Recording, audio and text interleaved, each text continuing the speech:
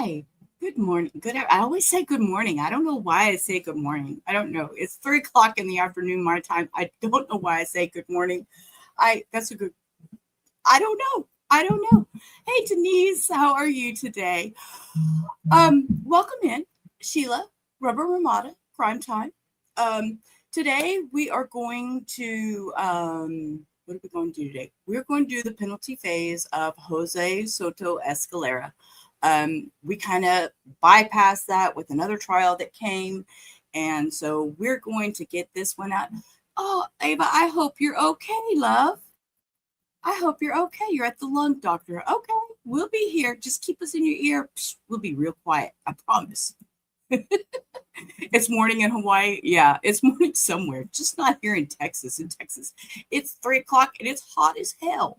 I have bad dogs today, just so everybody is aware. I have scratches all over my arm because, that's the luxury of having dogs. And then, me and my bacon situation this morning, which, Denise already got to hear about my bacon. After I cooked Hector his bacon, I walked out the kitchen and I hear tick, tick, tick, tick, tick, tick, and it's nails on my kitchen table because Meat is up there enjoying his daddy's bacon. So with that, I've had a very busy and eventful morning as usual. Even though I don't get up until late, I'm always busy. So we're going to roll into penalty phase day 1. We may even make it to day 2. I'm not sure, but we will see how far we go. So I'm going to hit play. There's a little bit of not intro, but just some video capture that I wanted to be sure to show to start off. And then we'll go over, take that screen. Okay. There's not any talking right here, but it was really kind of interesting when I was watching it. The way they're just kind of hanging out, and let's change the speed up to 1.25 like we usually do. And I believe, see here he comes out, and then they pan over to Tania's mom. And she just looked real distraught to me. I feel so bad for her. And I believe Tania's son is also in the audience. What do you call that? A gallery, not an audience. It's a gallery. Sorry, that was rude. It's not an. Oh. There's the Okay. Present. We were going to be instructing the jury. The jury clerk apparently told our 4 alternates who reported downstairs that they were not needed and sent them home. They're being retrieved. One of them, I'm told, is 30 minutes out. But that was 5 minutes ago. Lacey Clark. But sir, you just announced. I didn't watch it. He just announced a juror's name, sir. Oh my gosh. Okay, ding ding. Right off the bat, we got issues. 4 jurors are late, and because they thought they were done. Oh my goodness! And he's over here announcing jurors' names, sir. we're also trying to get the Zoom to work on the courtroom, but that'll be working when we need it. Wait, I have something I wanted to show first. Denise, are you still here? Oh my gosh, I have something I want to show first. Let me pull it up. Hold up. Pull it up. Oh my gosh. Switch accounts. We need to go to Rubber. I found something today that cracked me up. I saw a judge lose it. Oh, they were told in property they can leave. Okay. But look, watch this. Look, view channel. Hold up. Let me pull this up. Let's see. Videos. It's unlisted because I didn't want to put this out there. What? Where is it?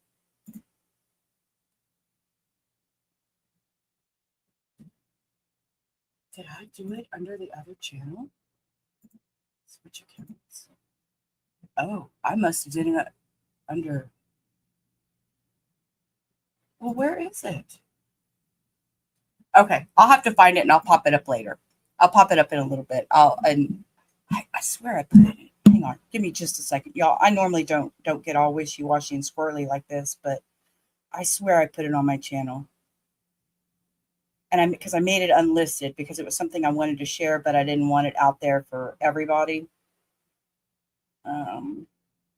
Yes, it's here. Why is it not showing on my channel? Oh, how about let's just do. Do I have to go in my?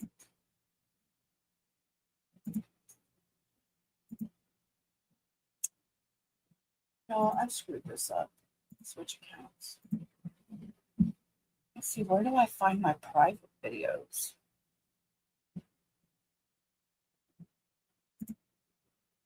Because I privated it, I don't know how to find it. You know what? Here, let me unprivate it. And then I can.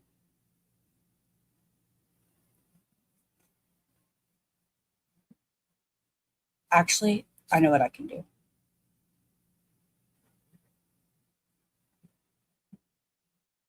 We're going to share it. Denise, I'm going to share this in your Facebook, but only so I can open it because it's a private link. So give me just a second. I got to find my Facebook.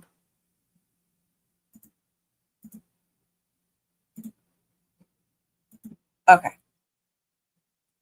Let's see. Open in Chrome. Okay. Here we go. I'm going to switch this tab, y'all. We're going to watch this just for a minute. Not. You should be able to hear me. You're on mute. No, Watch. I'm not. You should be able to hear me just fine. It's the way the system's set up. Can you hear me, Mr. Banks? By the way, Banks, this is Judge Morales. He is a Fort Bend County judge in Fort Bend County in Texas. And this is over the Stafford, Missouri City area. And Judge Morales gets so upset. you should be able to hear me just fine. It's the way the system's set up. Can you hear me, Mr. Banks? Mr. Banks, can you hear me? He lost it today. About to do away with Zoom altogether. Watch his face. Bless his heart. He was so frustrated. Mr. Banks, can you hear me?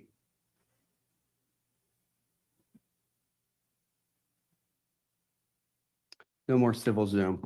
We're done with civil motion Zoom. Can we see if anything comes through this? Sure, go ahead. Testing, testing. Can you hear me, Elaine?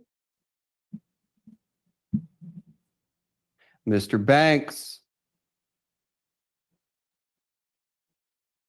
Your Honor, you're on mute. no, I'm not. No, Okay, I'm sorry. I'm not. Can you And hear see me? that? He says, no, I'm not. And Mr. Banks read I'm his not. lips Okay, I'm sorry. and panicked. Can you hear I'm me? sorry.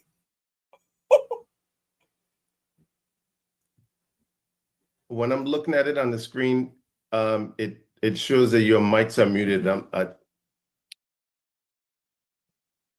No. Turn your mic on, Sarah, see if you can't. Can you hear me?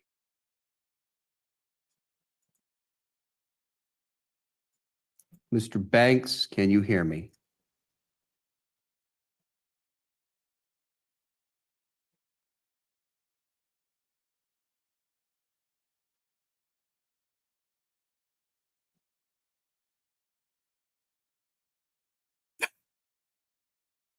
Hello? Mr. Banks, Yes, I can hear you now. you can hear me now. Okay. Yes, Your Honor. All right. We're on the record in 24 CCV 07471. Mr. Banks. Mr. Banks. Mr. Banks, can you hear me? Judge Morales lost his shit, and I don't think he'll be doing any more Zoom. So it's a good thing for him. Right? We were in a Verizon commercial.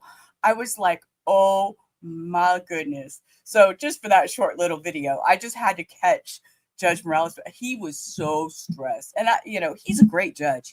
I've been before him too.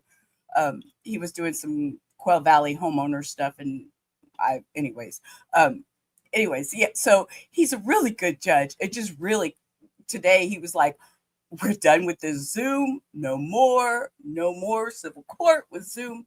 I was like, I feel you, sir. All that. Can you hear me now? Mr. Burns wanted to address some scheduling issues, though, which we have an opportunity to do that now since we're not ready with the jury. Okay. We don't need to listen to their scheduling, and court is on a break. Fellow jurors, although They're waiting, Cindy, because you were a few minutes late. They're waiting on 4 of the jurors were misinformed and told that they could leave, and they shouldn't have left. So, hey, ATCN.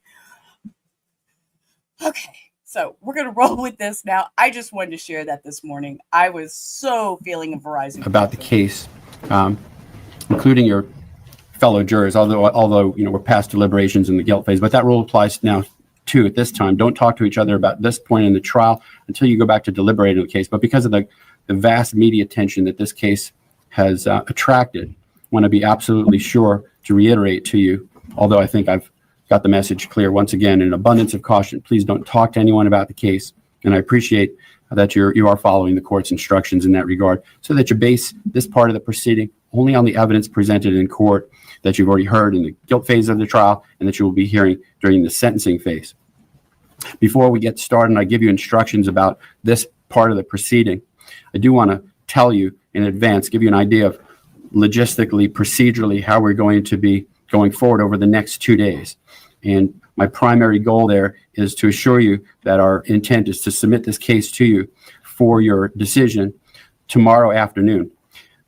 Cases at this juncture involve great logistical challenge that are beyond the control of the attorneys. They do the best they can, but witnesses will be called who are either at or coming from very far away places, and you all are aware of what is involved with travel. So therefore, what's going to happen this morning, we're going to have some very brief testimony this morning. We're going to break. We're going to start this afternoon at 1 o'clock.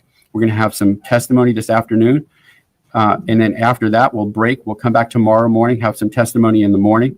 And then the goal would be to submit the case to you with arguments and instructions on the law in the afternoon where the case is submitted to you. The reason I'm telling you that is I anticipate some of these breaks could be significant beyond what we would normally have done during the guilt phase. So I just want you to be prepared for that, and also not to concern yourself with it, just to be patient. But I think it'll help you being patient if you know the grand scheme as far as when the case will be submitted to you, which is tomorrow. So I believe your participation in this matter will be ended tomorrow afternoon. That's the schedule. So now that I've explained that, members of the jury, you have found the defendant guilty of 1 count of first-degree murder of Tania Wise and 1 count of first-degree murder of her unborn child. The only issue before you in this phase of the trial is to determine the appropriate penalty as to these crimes. The penalty for each of these crimes is either life in prison without the possibility of parole or the death penalty. Before proceeding further, it will be helpful if you understand how this proceeding will be conducted. The attorneys will have an opportunity, if they wish, to make an opening statement. The opening statement gives the attorneys a chance to tell you what evidence they believe will be presented during the penalty phase of this trial. As you know, what the lawyers say during opening statements is not evidence, and you are not to consider it as such. After the attorneys have had the opportunity to present their opening statements, the state and the defendant may present evidence. Witnesses may be called to testify under oath. If so, they will be examined and may be cross-examined by the attorneys. Documents and other exhibits also may be produced as evidence. This evidence, along with the evidence that you heard during the guilt phase of this trial, is presented for you to determine whether the state proved beyond a reasonable doubt the existence of the alleged aggravating factors. If so, you must weigh whether the proven aggravating factors are sufficient and whether the aggravating factors outweigh any mitigating circumstances the defendant proves by the greater weight of the evidence. Finally, you will decide whether the defendant should be sentenced to life in prison without the possibility of parole or to death. At the conclusion of the evidence and after argument of counsel, you will be instructed on the law that will guide your deliberations. An aggravating factor is the only circumstance recognized by Florida law that could result in a defendant receiving the death penalty. An aggravating factor increases the gravity of a crime or the harm to a victim beyond the harm inherent in every first-degree murder. You must unanimously agree that an aggravating factor was proven beyond a reasonable doubt before it may be considered by you in arriving at your sentencing decision. The aggravating factors alleged by the state in this case as to both victims are: 1, as to both victims, that the defendant was contemporaneously convicted of another capital felony. This is based on the conviction as to the victim involved in the other count. As to both victims, the capital felony was committed for financial gain. That's number 2. Number 3, as to both victims, the first-degree murder was committed in a cold, calculated, and premeditated manner without any pretense of moral or legal justification. Can I answer these questions, or does the jury have to? The term cold means the murder was the product of calm and cool reflection. The term calculated means having a careful plan or prearranged design to commit murder. A killing is premeditated if it occurs after the defendant consciously decides to kill. The decision must be present in the mind at the time of the killing. The law does not fix the exact period of time that must pass between the formation of the premeditated intent to kill and the killing. The period of time must be long enough to allow reflection by the defendant. The premeditated intent to kill must be formed before the killing. However, in order for this aggravating factor to apply, a heightened level of premeditation demonstrated by a substantial period of reflection is required. A pretense of moral or legal justification is any claim of justification or excuse that, though insufficient to reduce the degree of murder, nevertheless rebuts the otherwise cold, calculated, or premeditated nature of the murder. And aggravating factor number 4 relates only to count 2, the murder, first-degree murder of the unborn child, and that is the victim of the capital felony was a person less than 12 years of age. Once the state has presented evidence of the existence of aggravating factors, victim impact evidence may be presented. Such evidence is only presented to demonstrate the victim's uniqueness as an individual and the loss to the community by the victim's death. However, victim impact evidence must not be considered by you as an aggravating factor. Mitigating circumstances. A mitigating circumstance can be anything that might indicate the death penalty is not appropriate for the defendant. It is not limited to the facts surrounding the crime. In other words, a mitigating circumstance may include any aspect of the defendant's character, background, or life, or any circumstance of the offense that may indicate the death penalty is not an appropriate sentence in this case. Whether a mitigating circumstance has been proven is an individual judgment by each juror. A mitigating circumstance need not be proven beyond a reasonable doubt, but must be proven by the greater weight of the evidence. After the evidence has been presented, the attorneys will have the opportunity to make their closing arguments. Following the closing arguments by the attorneys, the court will instruct you on the law. After the final instructions are given, the alternate jurors will be released, and you will begin your deliberations. You should not form any definite or fixed opinion until you've heard all the evidence, the arguments of the lawyers, and my instructions on the law. Once again, until that time, you should not discuss the case among yourselves or anyone else by any means whatsoever. Your decision must be based solely on the evidence or lack of evidence and the law. The same rules and procedures regarding your possession and use of cell phones apply to this phase of the trial as well.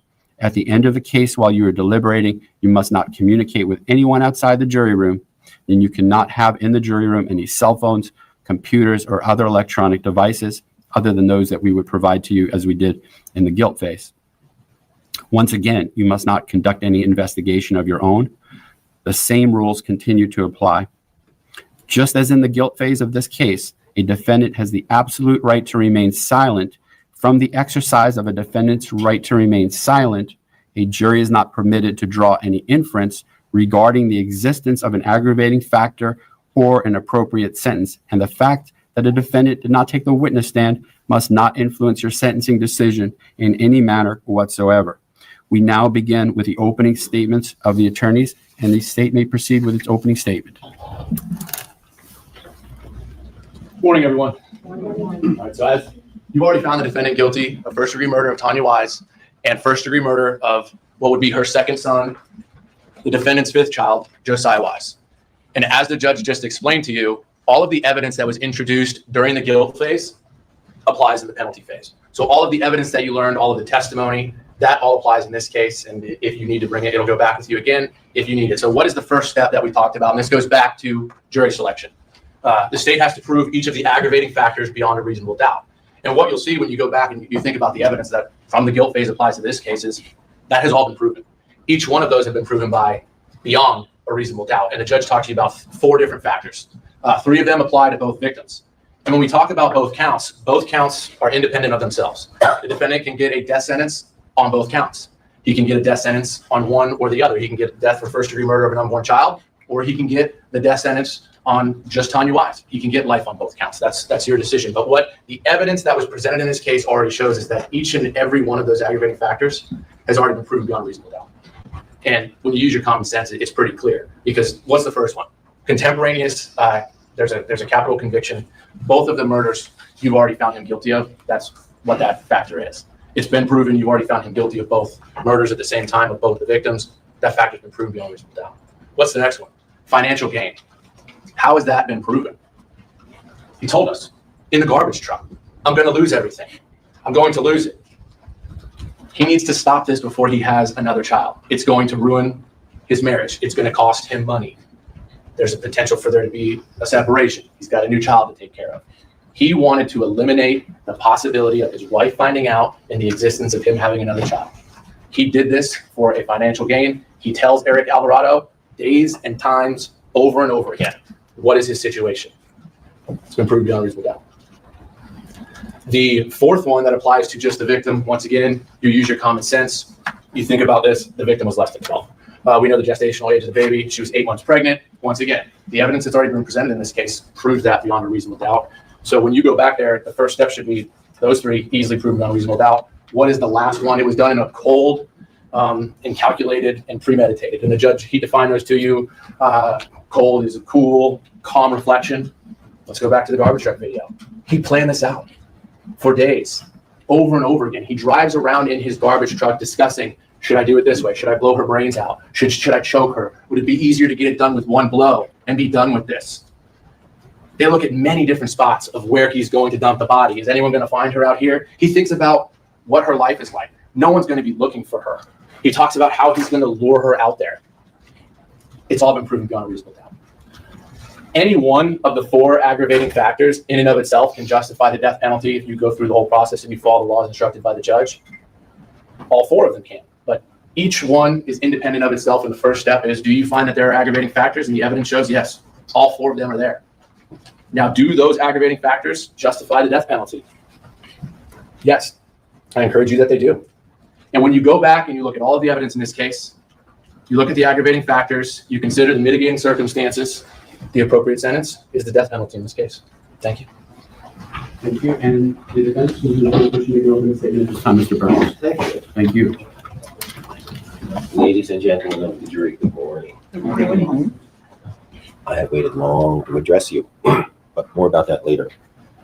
The state will, I think, likely prove, probably already has, that this killing was done coldly and calculatedly and premeditatedly. I think they can prove that to you. So I think you probably will have an aggravator in your pocket. And I think regarding the victim, Josiah, who looked in the autopsy photos so much to me like a newborn baby, I think you're certainly going to find that he is under the age of 12.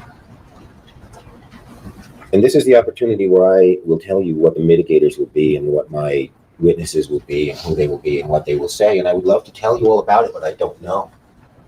Since the conviction, many of my witnesses have melted away. They won't be here.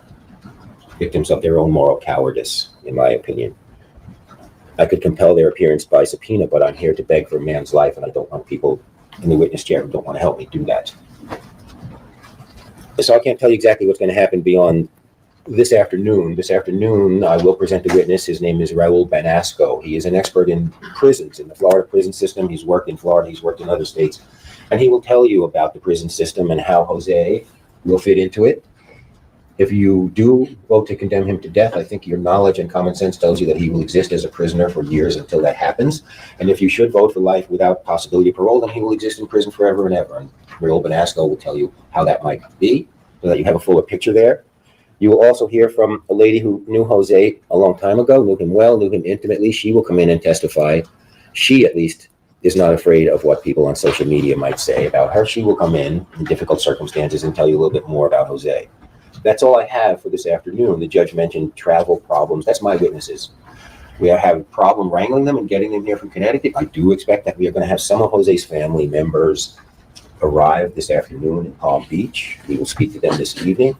The state will have a chance to speak to them tomorrow, and you will hear from one or two or three or maybe all four of them tomorrow. I'm not sure how many are actually going to get on the plane. And so I don't want to leave you in a mystery. I wish I could tell you who's going to be here and what they're going to say, but you and I will learn together probably. But the thrust of the matter is that you will have plenty of mitigators to consider. And because I am missing witnesses, will probably alter and enlarge some portions of my intended argument that will be addressing what it might mean to you and how you will make your moral decision. As you have learned in jury selection, it's your own personal moral decision.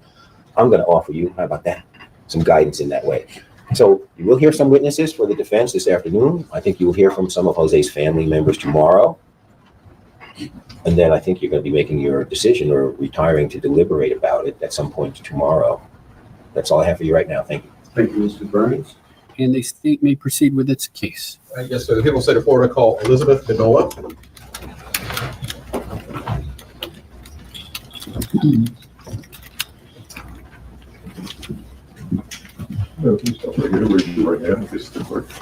Do you swear affirm that evidence you're about to give will be the truth, the whole truth, and nothing but the truth? I do. Thank you. Over that review, Ms. Ann.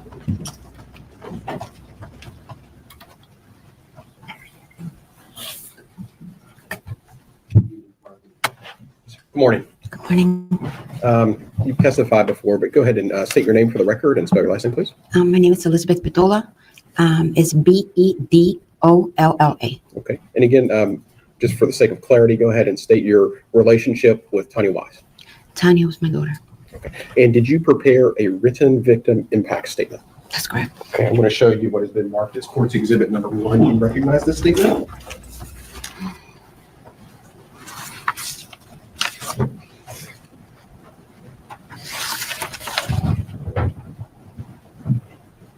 Yes. Is that the statement that you prepared for the jury today? Yes. Okay. When you feel like you're ready, please go ahead and read that statement to the jury.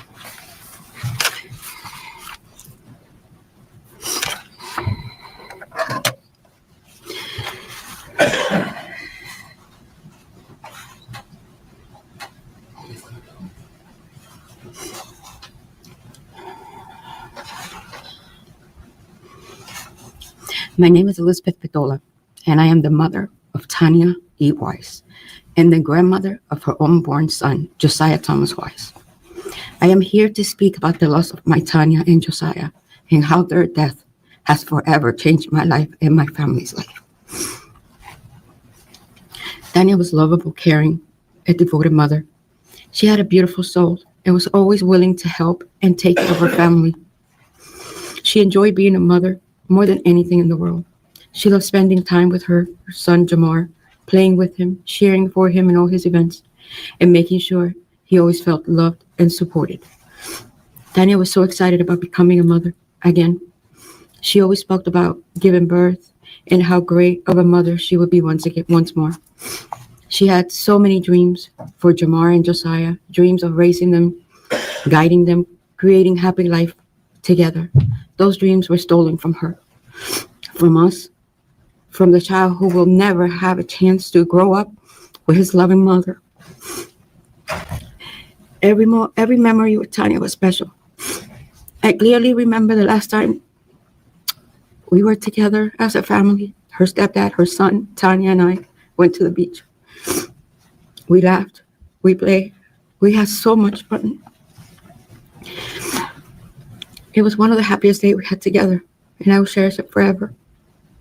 Another beautiful moment that I remember was her baby shower, surrounded by family, celebrating new life that we were waiting for it to welcome. Those were the last 2 times we had with Tania. That were memories I will hold on in my heart for the rest of my life.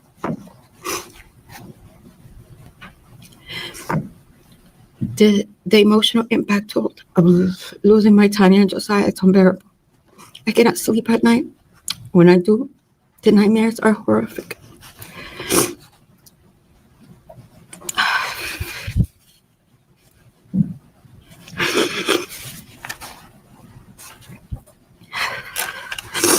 Birthdays, holidays, and even simple dinners bring so much emptiness, loneliness, and pain because she's not there. I'm unable to function properly at work or in my daily life. I miss her so much, my baby girl. She was my baby girl, my only girl. And losing her has broken me in many ways I cannot explain.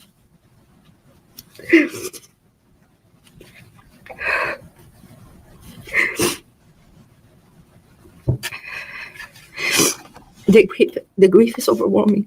I live in constant pain, not only in my body, but also in my heart. A heart that never goes away. It never goes away.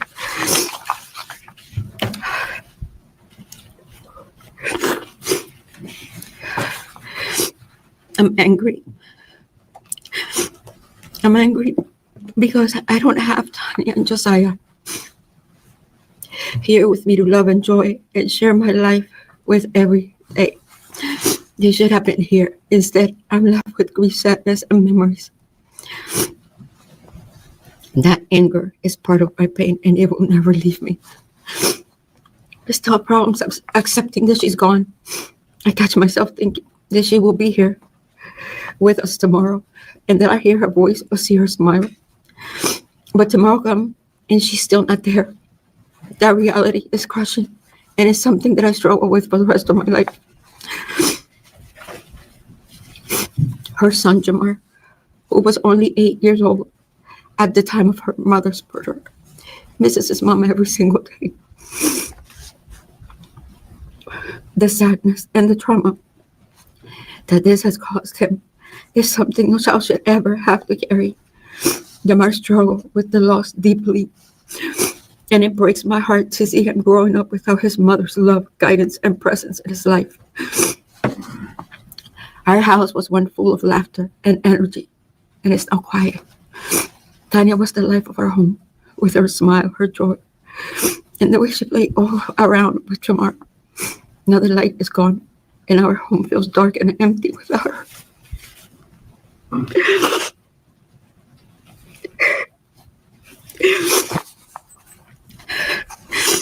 The pain is not mine alone. Tania's stepfather, her son, brothers, grandparents, and uncle, and cousins are all suffering as well. Many of us are battling depression, trauma, PTSD because of this tragedy. Our entire family has shattered, and the weight of the grief follows us every single day. The stress of losing Tania and Josiah has also affected my health. I have a heart condition.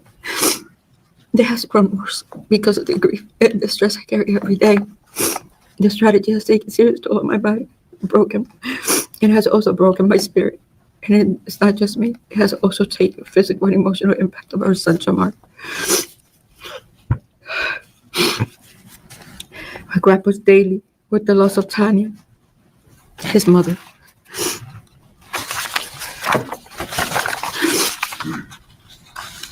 I wonder how the future will be. And I wonder how Jamar will grow up without Tania.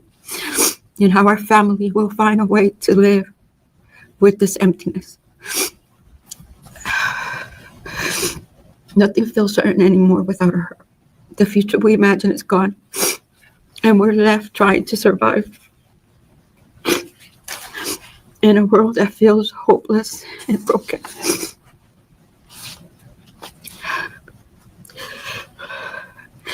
Tania has already missed so much, and she will continue to miss every important milestone in Jamar's life. She will not be there for his accomplishments, his graduation, and his wedding day one day. She will never get a chance to hold her grandchild. These are moments that should have been hers as a mother, but they have been stolen from her and from all of us. Nothing can bring Tania and Josiah back. The future we dreamed of, the milestones, the celebrations, the simple every.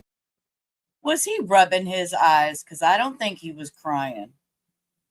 I really don't think he was crying. I think he was just rubbing his eyes. Everyday moments have been stolen from us. I will never see my daughter raise her children. I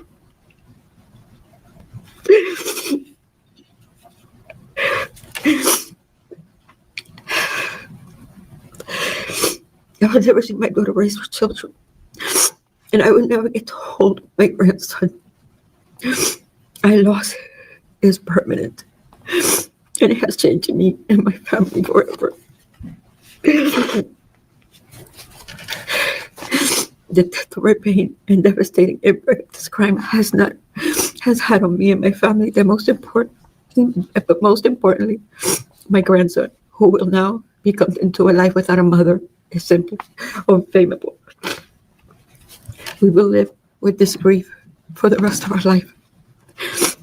What happened to my Tania and Josiah will affect me forever. And I don't know how to live without her. She was my baby girl, my only girl.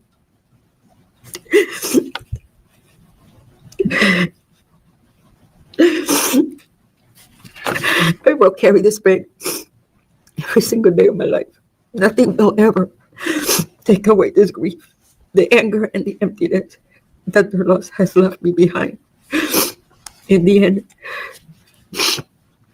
2 innocent lives have been stolen from us, and we will never fully recover from this loss.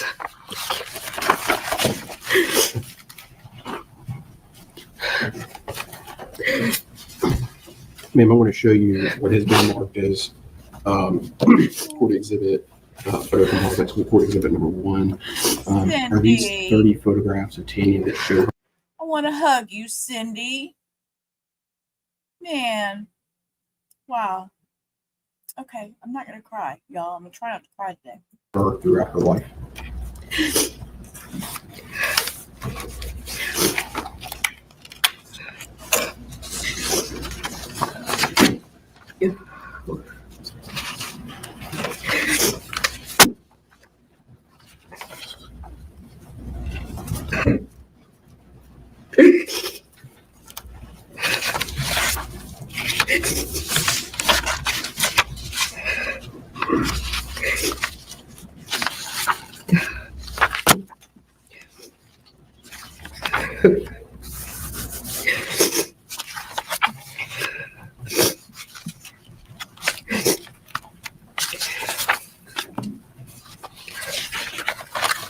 You notice while she's flipping, she kind of laughs at a couple pictures and gets emotional with some. You know, she's having a lot of mama memories right now.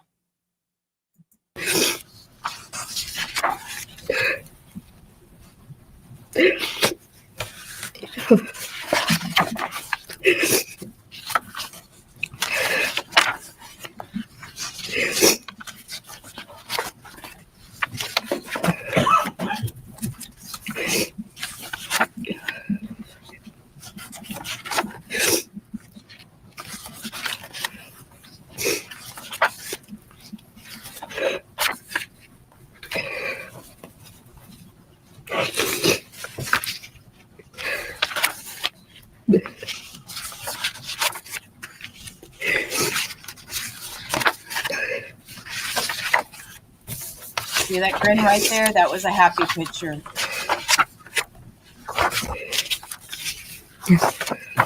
And all these photos show Tania at various stages of her life. Yes. Okay. Your Honor, permission to publish? Any objection to introducing the item and publishing it? No, Your Honor. Those items will be introduced into evidence and published.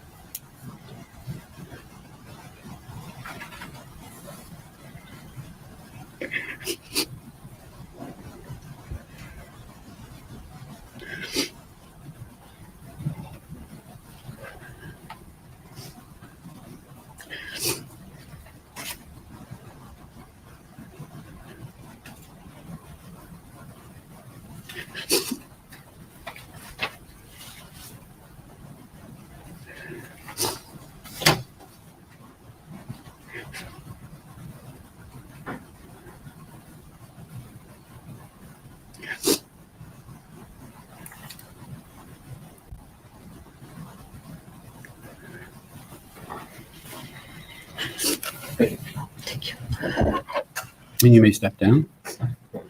And the state's next witness. Yes, sir. We'll say the court to call Tracy Hamill.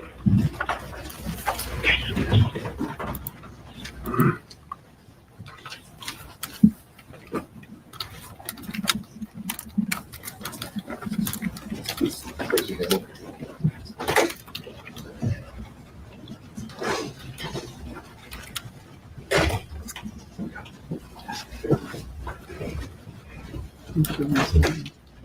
Let's see. Hold on. Tracy Hamill. Does she need to be sworn? I don't know who the witness is or what your plan is, so it depends on. Victim advocate who's going to read several victim advocates. She would not be sworn at this time. She's going to simply be reading a statement of another person. Okay? Yes, sir. It's not sworn testimony. She can simply read the document. Ma'am, can you state your name for the record and spell your last name? Tracy Hamill, Hamel. Okay, and what do you do for a living? I'm a victim's advocate at the state attorney's office. Okay, and as part of your duties as a victim's advocate, do you sometimes read prepared statements for those people who may not be in an emotional position to do so for themselves? Yes, Okay, I'm going to show you what has been marked as Court's Exhibit Number 2 for identification purposes. Do you recognize this? yes. What is that? This is Lenora Bedola's victim impact statement.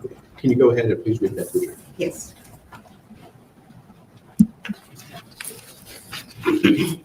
My name is Lenora Bedola. I am Tanya's stepsister, as well as her best friend. I am here to speak on behalf of myself, my family, and the loss we have all suffered since Tanya and her unborn child Josiah were taken from us. Tanya was a loving mother, a hard-working woman, and a bright light in all of our lives. She had an incredible sense of humor that made everyone around her feel at ease. She was so smart and resourceful, always looking out for others and putting them first. But above all, Tanya was my safe person. She was the one that I could confide in, the one who always knew how to make me laugh or comfort me when I was struggling. I told her everything, my joys, my worries, my fears. Not being able to speak to her anymore has left a hole in my heart that nothing can fill. Since her death, I have cried every day.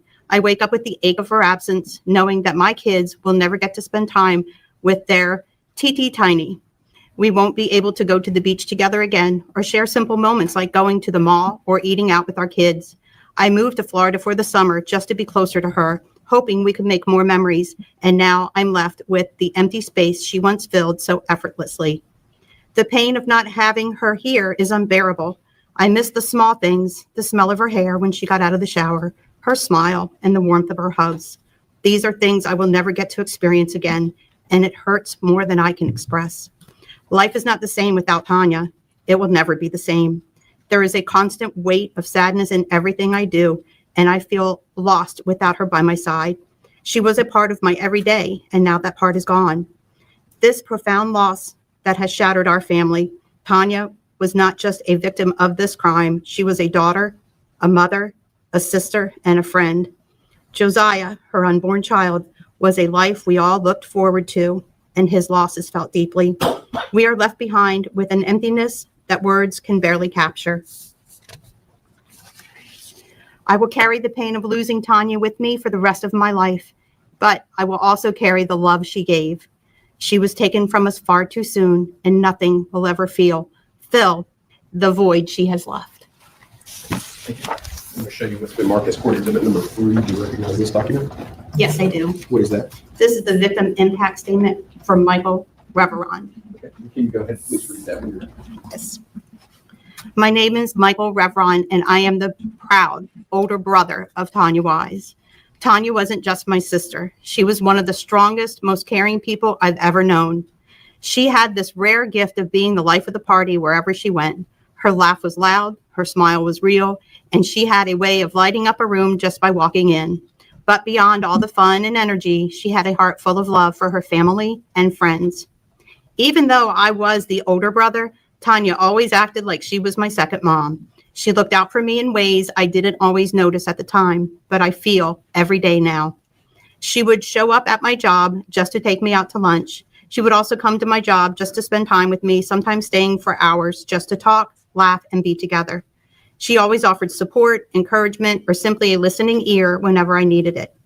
Some of my favorite memories are the simple ones. We used to go to the movies together, just me, Tanya, and my nephew, Jamar. We'd laugh, share snacks, and just enjoy being around each other. That was our thing. It was peaceful. It was fun. Birthdays and holidays still feel empty, even after all these years without her laughter and presence. What used to be moments of joy are now constant reminders of what we have lost. Losing Tanya has left me broken in ways that are hard to write. I feel anger, sadness, and emptiness all at once. I feel like a part of me is missing. I struggle to focus and to move forward because so much of my strength and happiness came from her. Even as her older brother, she made me feel grounded. Some days I find myself grabbing my phone, trying to call her to tell her about my day. On top of the grief, I now live with PTSD, depression, anxiety, and nightmares because of what happened to her. I relive the pain over and over in my mind, and some nights I wake up shaking and crying. It has taken a serious toll on my mental health, my sleep, and my ability to function day to day. The future has been forever changed without Tanya. I think about all the milestones she will never get to experience. She will never see her nieces and nephews grow up or witness all the things they will accomplish. She will never meet her grandchild. She will miss the wedding we always joked I'd never have.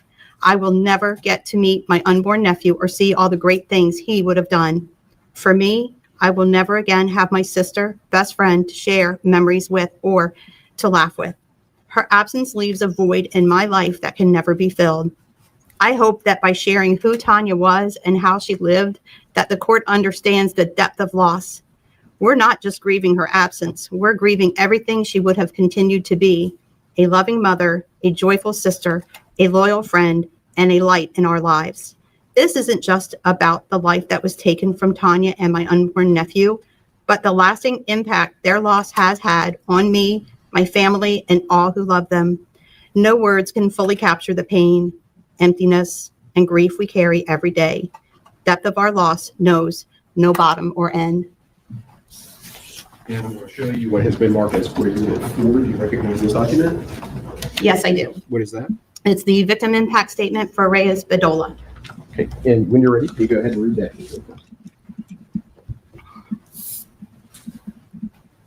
My name is Reyes Bedolla. I am the stepfather of Tania Wise and the grandfather of her unborn son, Josiah Thomas Wise. I would like to talk about how much I miss them and how hard it is to live without them. Tanya was amazing, funny, helpful. She was a bundle of joy. She was a loving, caring, and devoted mother who loved to play around with her son.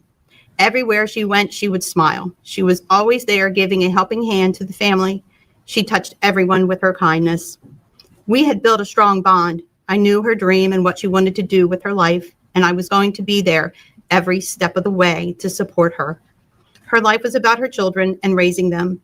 Losing her in this way has left me with a pain that never ends. I looked forward to welcoming my grandson, Josiah, into the world, but am now heartbroken as I have to come to terms with the fact that this will never happen. All I am left with are dreams of what he would be like today. Every time I see somebody else with a child, I imagine my beloved grandson and wonder about the things that could have been. I would have loved to watch Josiah take his first steps, play sports, and grow into a man. I will never hold him, play with him, or even spoil him, and he will never call Grandpa. I am so hurt my life will never be the same. I am raising Tanya's son, Jamar, and I see how he suffers for his mother. This emptiness that my family and I can never be filled. I ask myself, why are Tanya and Josiah? We struggle to move forward every day. I remember going to the beach with my wife, Tanya, and her son, Jamar. It was all about spending quality time together, and we all planned our future. Our conversation were all about family. I don't have this anymore. I have never been able to go back to a fun day at the beach as our family feels like we are not complete and are broken, and we are trying to piece it together to continue our next day. Our family is struggling to move forward while trying to honor their memory. Nothing will ever be the same. You're welcome. And the people of the state of Florida call Johnny Reveron.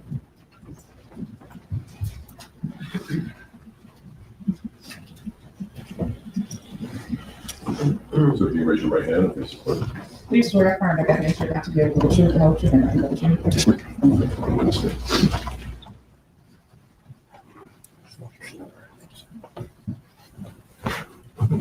Morning. Good morning. Can you state your name for the record and spell your last name, please? Yes, it's Johnny Reveron. Last name is Reveron. Okay, and did you know Tanya Wise? Yes, she was my sister. Your sister, okay. I'm going to show you what's been marked as court exhibit number 5. Do you recognize this? Yes, sir. Okay, is that the statement you prepared? Yes, sir. Okay, when you're ready, go ahead and read that to the jury. Yes, sir. My name is Johnny Reveron. I am Tanya's older brother. I stand before you today to speak not only for myself, but for my family and for Tanya's unborn child, who was never given a chance at life. The loss of my sister has devastated every part of my life. Tanya was not just my sister. She was my friend, a piece of my heart. She was carrying her child with such joy and anticipation. That child should be here with us, loved and cherished. But this life was taken before it even began. Just a month before this tragedy, Tanya and I spoke after she started working at the same company where I work. We talked about her excitement for this new chapter and how much she was looking forward to building her future. I never imagined that it would be one of the last meaningful conversations I'd have with her. Since her murder, my world has been turned upside down. I wake up every day with a heavy heart, knowing I may never hear Tanya's laugh, see her smile, or share the simple everyday moments that brothers and sisters are supposed to have. Holidays, birthdays, and family moments are now filled with pain because Tanya and her baby should be here with us. This tragedy has not only caused unbearable emotional pain, it's left lasting scars on my family's sense of security, stability, and peace. I struggle with grief, anger, and unanswered questions. I have lost sleep. I have lost hope, and I will carry this pain for the rest of my life. Tanya and her baby deserve to live. They deserve a future full of love and opportunity. Instead, what remains is a permanent void in my heart and in my family's life. Thank you for allowing me to share on how much I miss my sister.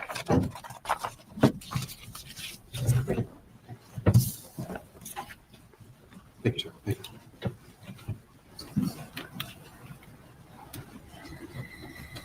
People of the state of Florida call Yaritza Irizarry.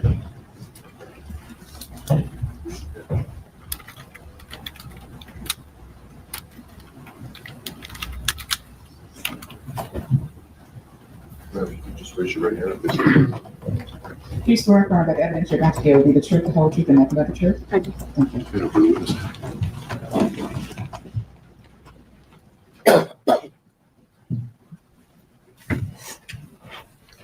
Morning. Good morning. Can you state your name for the record and spell both your first and your last name, please? Yaritza Irizarry. Jaritza. Last name Irizarry. And did you know Tania Wise? Yes, she was my niece. And I'm going to show you what has been marked as court exhibit number 6. Do you recognize that document? Yes, I do. Okay, is that the statement that you prepared to deliver to the jury? Yes. Okay, when you're ready, go ahead and read that to the jury, please.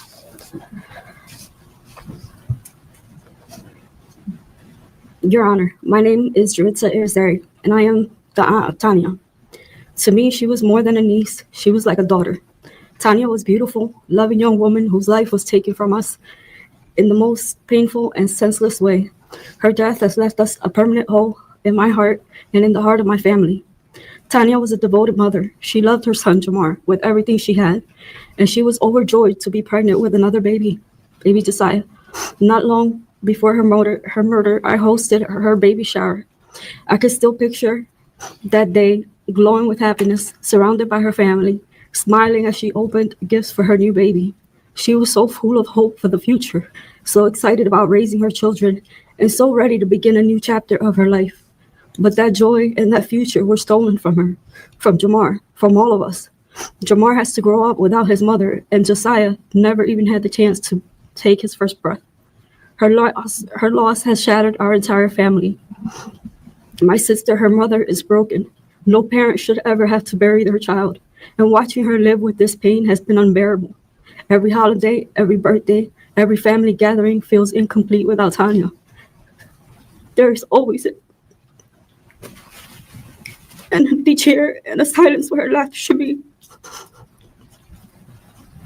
For me, it's the everyday moments I miss the most. We shared so many simple joys together, taking the kids to the beach, going shopping, eating out, or just cooking her favorite meal. I miss sitting with her, talking and joking around. She had this way of making everything seem better. No matter what I was going through, at times I wanted to pick up the phone and call her to tell her everything, like what I always did. But now there is only a silence. Those ordinary times that once brought me comfort and happiness now feel heavy and empty without her. The pain of losing Tania has affected me deeply, both emotionally and physically. I cry without warning. I struggle to focus to find joy in the things I once loved. I suffer from sleepless nights, nightmares, and anxiety. The grief sits in my body like a weight, leaving me exhausted and drained. A part of me died with her, and I will never be the same. The crime didn't just take one life, it took two. Tania's life was taken, and so was baby Josiah's before he ever had the chance to live. Jamar lost his mother, my sister lost her daughter, and I lost someone who was like my own child. Our family has been torn apart, and the pain we carry will never go away. Respectfully, Jaritza Irizarry. Thank you. Thank you. Thank you. And people say Florida call Jamar.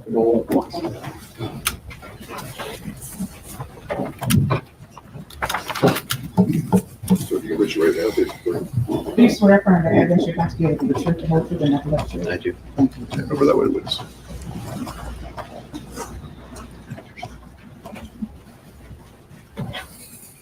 Morning. Can you state your name for the record and spell your last name, please? Jamar Bedolla, Bedolla. Okay. And what is your relationship to Tania Wise? She was my mother. Okay. I'm going to show you what has been marked as court exhibit number 7 for identification purposes. Do you recognize that? Yes, I do. Okay. Is that the statement that you prepared? Yes. Okay. When you're ready, can you go ahead and please read that to the jury? Hello, I'm Jamar, and I'm the son of Tania Esther Wise, who was taken from us. My mother was the closest person to me, and she was like my best friend. Also, she was always there for me. I'm here to share a few to honor my mother and talk about how I was affected. Ever since that day, ever since that day, there have been many different ways that I've been affected emotionally. For example, I've developed depression, sleeping problems, and anxiety. Losing her made me grow faster than I should have. I used to hide my pain and try dealing with it on my own, and to protect myself from getting hurt more than I was. And I didn't like talking about what was wrong with me. Every day, I think about how she won't be able to see what I've accomplished and what I will accomplish in the future. She's already missed some of my milestones that I've reached, and I think that she would have been proud of them. I wish that she could have met my first girlfriend and watched me perform in my musical performances for my school. I'm in marching band. My mom was also musically inclined. She played the clarinet, and I hope that she would be proud of who I've become. On that day, I've lost more than a mother. I also lost the chance to have my mother watch me grow, and I hope that she's proud of me for coming here and talking about how this has affected me. I choose to honor my mother because she was one of the most, if not the most important people who has been in my life. Thank you.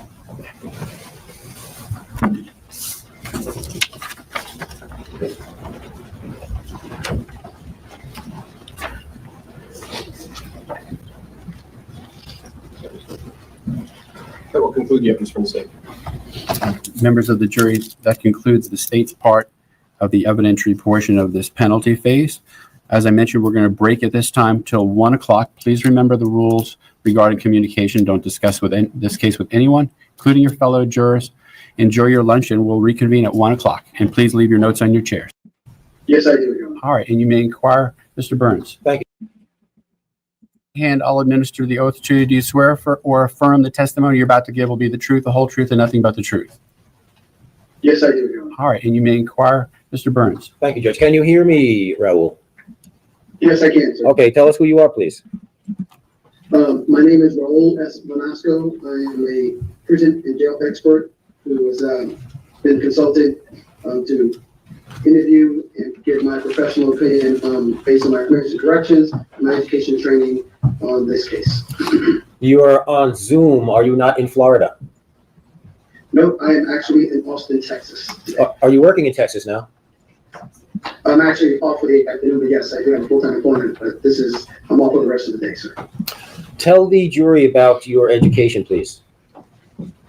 I have an undergraduate degree from Iona University in New York, with a focus on psychology, mind, and criminal justice. I have a master's in public administration from Florida Atlantic University in Boca Raton, Florida. I also have my certification as a public manager through the Florida Atlantic University Master's Program, and currently hold my certification as a jail manager through the American Jail Professional Commission. As well, I'm a certified corrections executive through the American Correctional Institution Organization on Professional Standards. Are you working in jail or prison administration now in Austin, Texas? Yes, I am. How long have you worked in that field? I've been in this field going on my 39th year. Started my social services public safety career in New York, did 2 years with the juvenile system, and in 1988 joined the Florida Department of Corrections as a corrections officer at the prison now known as Central Florida Reception Center in Orlando, Florida. During my approximately 20 years with the Florida Department of Corrections, worked my professional development through classification. I served as a supervisor as well as a probation supervisor, an assistant warden at 3 major institutions, warden at a major Hernando Correctional Institution, also served in the capacity as the director of training for the entire Department of Corrections for 2 years, and then transitioned into jail operations. I served as the major for the Orange County Jail in Orlando, the deputy chief and interim chief for Osceola County Corrections, and then retired from the Florida system, did some nonprofit work for 2 years, and then have ran jails in different states from San Antonio, Fort Worth, St. Louis, as well as now Austin, Texas. So you have worked in corrections here in Florida? 20 years, yes, sir. Okay. This man has some experience. I wanted to type in chat that when I Googled the witnesses for today, they give me a name and a brief description of the witness list. And that's what they put for his name, was a prison and jail expert. And then after I put that in chat, I kind of hesitated. I was like, wait, I don't want them people to be, y'all all to be thinking that's what I said, because I don't know. But I take that back, because this man, I think he's a prison and jail expert. We'll roll with that. Are you familiar with Florida DOC policies and procedures? Yes, I am, sir. You're not here out of the goodness of your heart, are you? We're paying you for this work, correct? Yes, sir. How much do you charge per hour, sir? My fees are $200 an hour to interview, review records pertaining to any case, as well as $225 an hour for testifying, and $110 for any travel time involved on any case. How many hours have you put in on the Soto-Escalera case? 16 and a half hours. Is this your first time testifying in court, sir? No, no, sir. Where have you testified before? I have testified in a variety of states, particularly in Florida. I've testified on various cases from Dade County, Duval County, Lake County, Marion County, Volusia County, Lee County, Gadsden County, also in Panhandle, some of the Washington County, a variety of counties throughout the state of Florida, as well as done work in South Carolina, Louisiana, Georgia, Tennessee. Do you testify always for the defense? Yes, sir.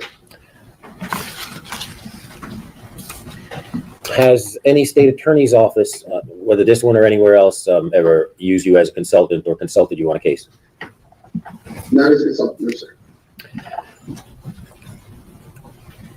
I'd like to talk to you, sir, for a moment or two about what life without parole would mean for an inmate so sentenced. Are you qualified to answer questions in that regard? Yes, I am. A person sentenced to Florida Department of Corrections to life without the possibility of parole, where are they housed? How are they housed in the system? The way the process goes in the Florida prison system, like many, they are sentenced to a reception center in which they will go through 6 to 12 weeks, going through a battery of assessment processes for mental health, medical, classification, custody review, and then they're sent to a permanent facility. An individual who's sentenced to life will always be close custody. They will be sent to a facility that has that security level. Their requirement, once they are transferred to that permanent facility, they will go through an assessment process through classification, known as the institutional classification team process, in which they will be assigned a job. Every inmate who's serving life at a facility designed, they are required to work 60 hours a week. They are required to show up to work in addition to other obligations. They will be housed in a custody level, as we know, as 804 or 805, which means their housing facility assignment will be either with another inmate or several inmates, and after dark, they are secured behind 2 or 3 additional secure doors to ensure that that custody level doesn't have access to the compound as a whole. In addition to working 60 hours a week, they're required to get up at 4 o'clock in the morning. They're required to march down to chow hall, eat their meal within 7 to 10 minutes, return back to their assignment. They go through rigorous requirements. They get counted several times a day. They're told where to go, when to go. They have appointments to be at, and they're required to follow all the rules and regulations that the prison requires of them in that environment. Is a prisoner serving life without parole, does such a prisoner shower every day? Shower every day.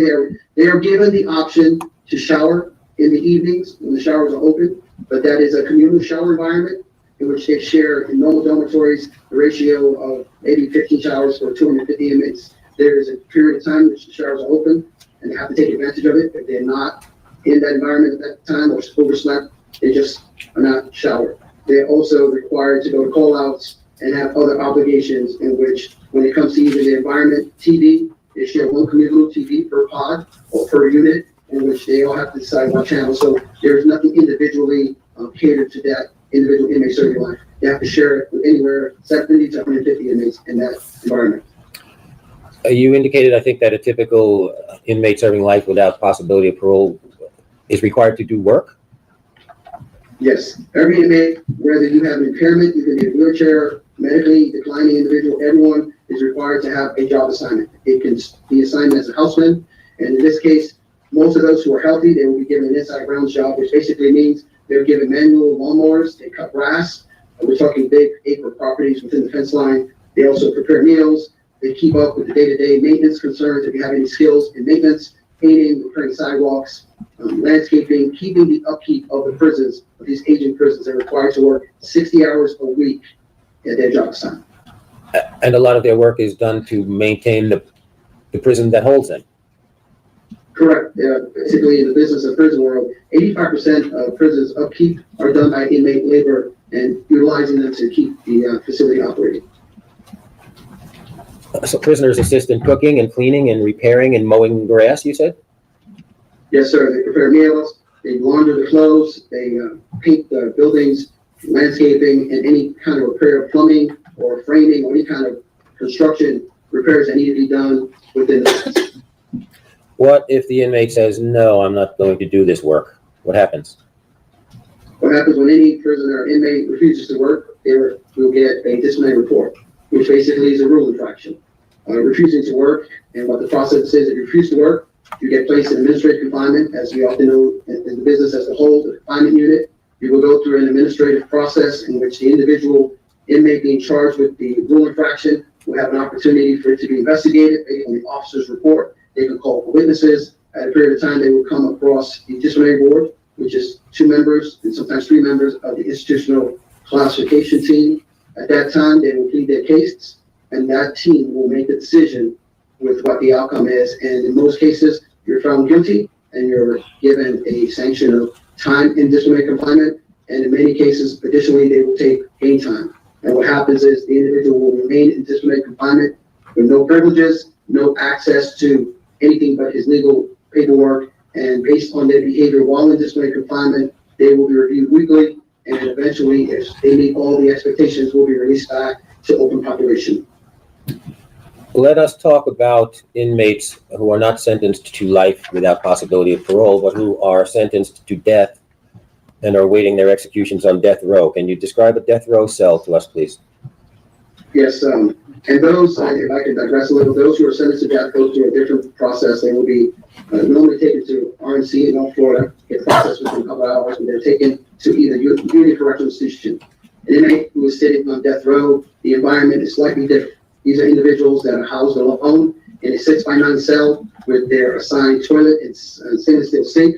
They are permitted to have their own TV in their cell. They are not required to work, and they are not required to leave their cell. The meals are brought to them. Their laundry is brought to them. They have changed things on death row in the last 2 years, in which now inmates on death row have more time outside of their cells. They have visits with families. They have a tablet assigned to them where they can communicate with their family. They have day room time in which they can interact with other inmates on death row, as well as have additional recreation time outside of their cell as well. When a death row inmate is permitted time out of his cell, does he share that time with other inmates? Is he by himself? Tell us about that. No, he shares it with several inmates, 5 to 6, 7 inmates when they're in the day room time, so they're in contact with other inmates on the same status on death row. Recreation, they also have access to other inmates playing basketball and having more out of cell time with other inmates in the same custody level. Why are the inmates sentenced to death? Why don't they work? The requirement is that those individuals, because of their custody level, they're very limited work assignments, and because of security grades, the expectation of the high risk, those are individuals that are classified at maximum custody, and these are the individuals, because of their sentence, have to be watched at all times and placed in a secure environment. Given the work assignments, it's not conducive to that environment. Often they can help out if they want, but they're not required because of their custody level and the security aspects that go with it and supervising them. It would not let me post this comment without me separating out words, what he gets. And the word, I was trying to figure out how YouTube kept eating it every time I posted. So I was like putting separations in the words. I think he deserves what he gets. He did the crime. That's all I was trying to type, and YouTube kept eating my comment. Regarding death row, is there just one death row in one Florida prison and all those awaiting execution are there? Yes, for the men, it's a Union Correctional Institution, and for the women, it's at the Bowl Correctional Institution. How many are presently on death row, do you know? Currently, approximately 358 on death row as of today.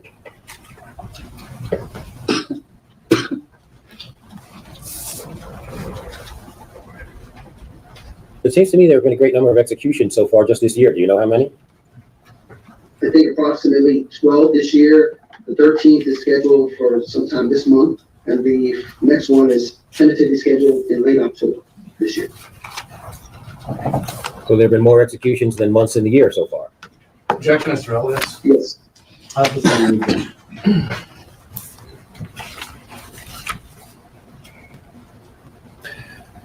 I was not the one who contacted you initially on this case. Who contacted you regarding involving you in this Soto-Escalera case? That was back on June 3rd. Sherry Schwartz, Dr. Schwartz, who's a mitigation specialist, reached out to me. So she knew of your reputation and work in this field then?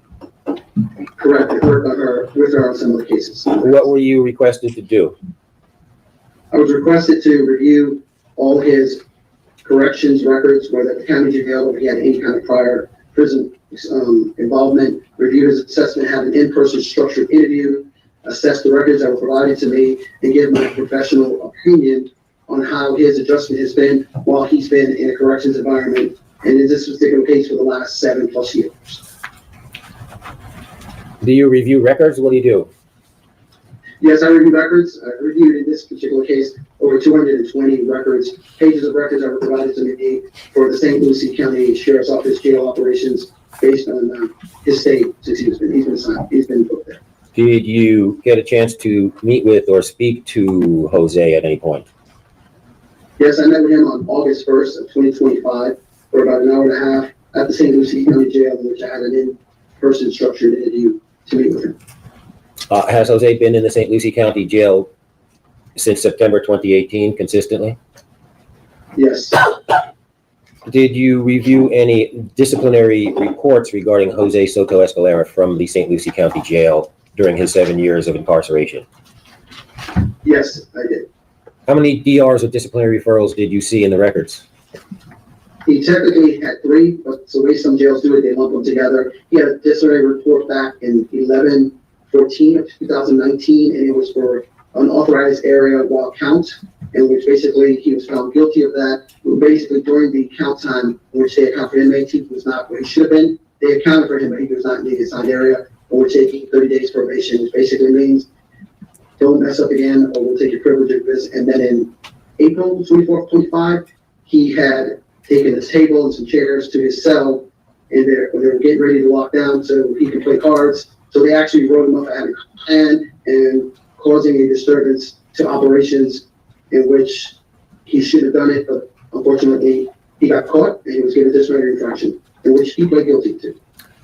Any disciplinary referrals regarding fighting, violence toward other inmates or towards guards?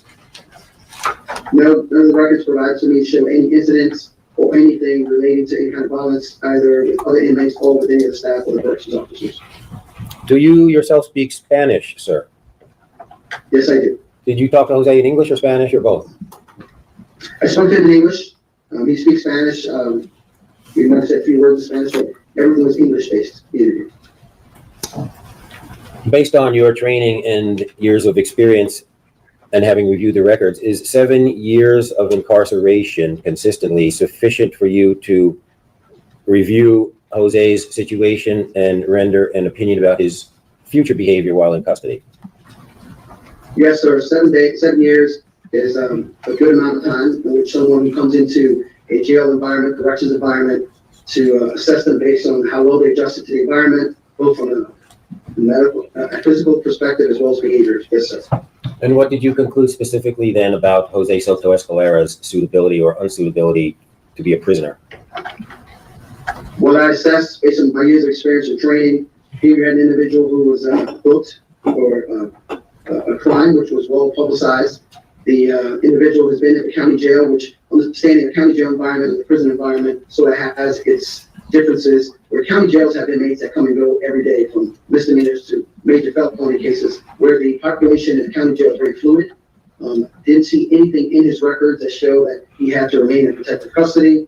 Didn't see anything in his records that gave the impression or alluded to him not adjusting well. He followed all the rules. 7 years, he did receive 2 DRs. They were not major DRs. In fact, one was just getting probation. So at the end of the day, someone who's sitting in a county jail for 7 years with a fluid inmate population, where in that environment, inmates tend to try each other. They're either victims or victors. At the end of the day, he steered away from that. The records indicate he followed the rules. He stayed out of everyone's way. He didn't cause anyone any kind of challenges. And he's adjusted well in the prison, in the jail environment, which would indicate someone like him, when sent to prison, will adjust well, stature-wise, behavior-wise. He will follow the rules and regulations in that environment without any concerns, based on the records I reviewed. When you met with Jose, did you have a chance to discuss his work history at all? Yes, I did. I had the opportunity, part of the structured interview, talk of education, in which he told me he did not obtain his high school diploma, but he did obtain many other trades. He has experience in the carpentry field, profession, construction, laborer, framer. Some of the skills that he's mastered in the construction environment was something he was very well versed and knowledgeable and had work experience in. Do any of those skills and abilities equip him to be a useful worker as a prisoner? Someone like him, based on my many years of experience, particularly in classification, when they come to the reception center and end up at a permanent camp, what they do is they interview him based on his skills, because unfortunately prisons are, getting old and aged. So basically we assign work assignments. So every prison has assignments for carpenters, electricians, painters, general maintenance. And someone like him, who after a period of 60 to 90 days, who has done the entry-level jobs such as inside rounds and heat, and they've proven to be a good worker based on the review you will get every week and every month by the officers, will be basically assigned an assignment such as maintenance, so he can use his skills to help the upkeep of the prison. And basically, it's an opportunity for the prison system to have free labor at the expense of the inmate being held accountable to perform those duties based on the need of the institution. Okay, I don't mean to interrupt this guy, but I'm going to tell y'all a little story. My father-in-law, my ex-father-in-law, my first husband, who ended up going to prison. My ex-husband went to prison, not my father-in-law. My father-in-law was a warden over the agriculture division in Sugar Land, Texas. And agriculture division back then, and we're talking 80s, I can remember the 80s, and they would pick all their own vegetables out there in the heat, because he was over the agriculture. They did corn, they did cabbage, they did potatoes.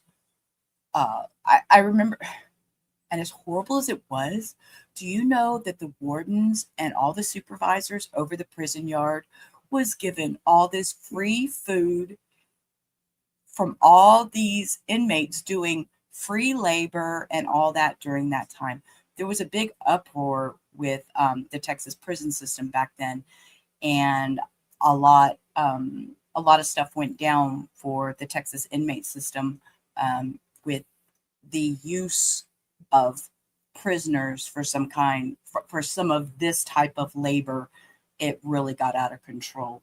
So, did Jose's charges and current placement at the jail for these 7 years render him ineligible from participating in jail educational programs?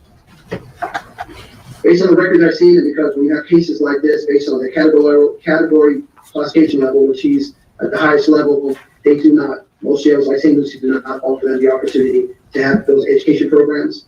And most likely, when he goes into the prison system, that will be the same approach. The investment, if sentenced to life, will not be for someone, and they will utilize him for labor, and what he can help is sweat equity and keeping the prisons upkeep.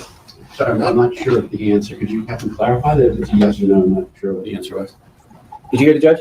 Repeat it. Judge, Your Honor? Yes. Could you clarify as far as how it's been in the jail and what it would be like in general population? It seemed to me that you're equating the two, and then there was a difference between the two. I wasn't sure what you were saying, what it would be like in prison and how it's been in the jail. You want to just clarify your answer?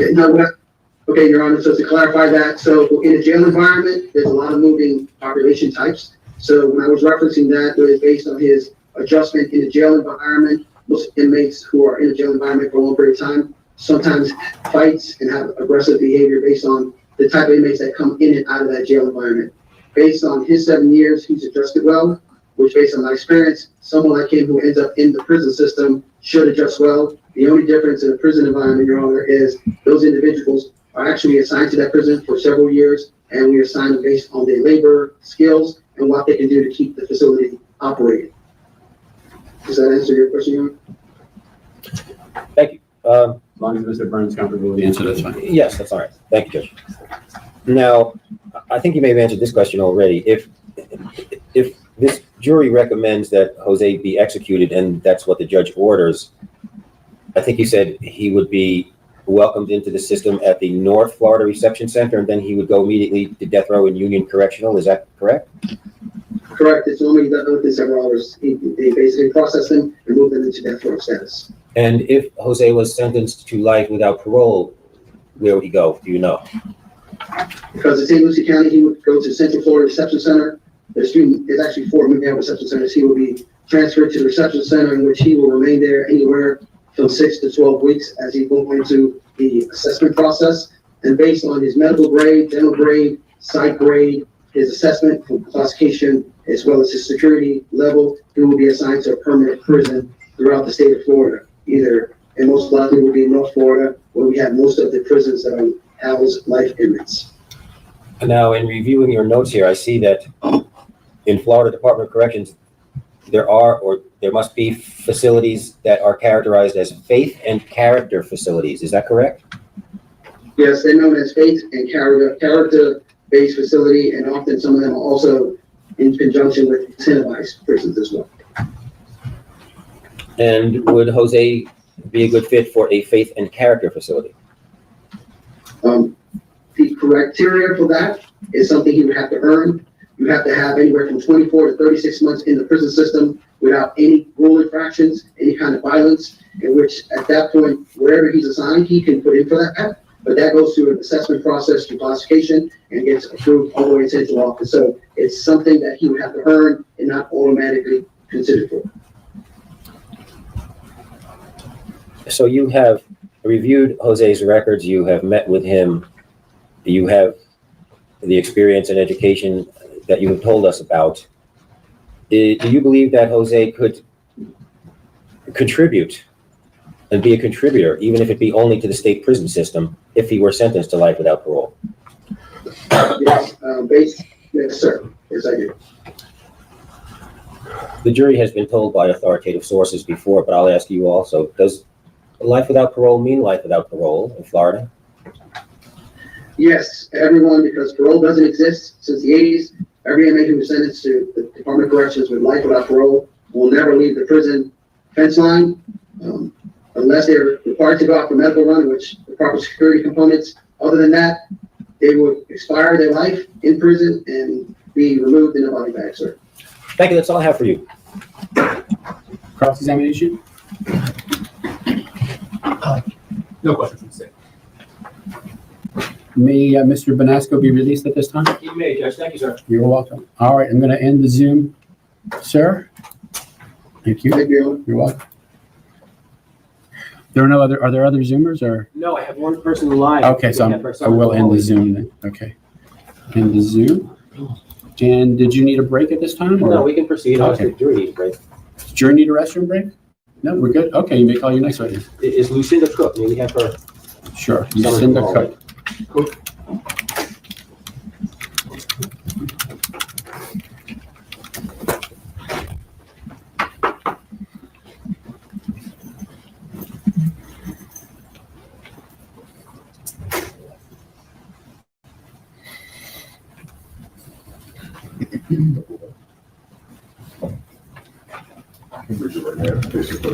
Do you swear affirm that evidence you're about to give will be the truth, the whole truth, and nothing but the truth?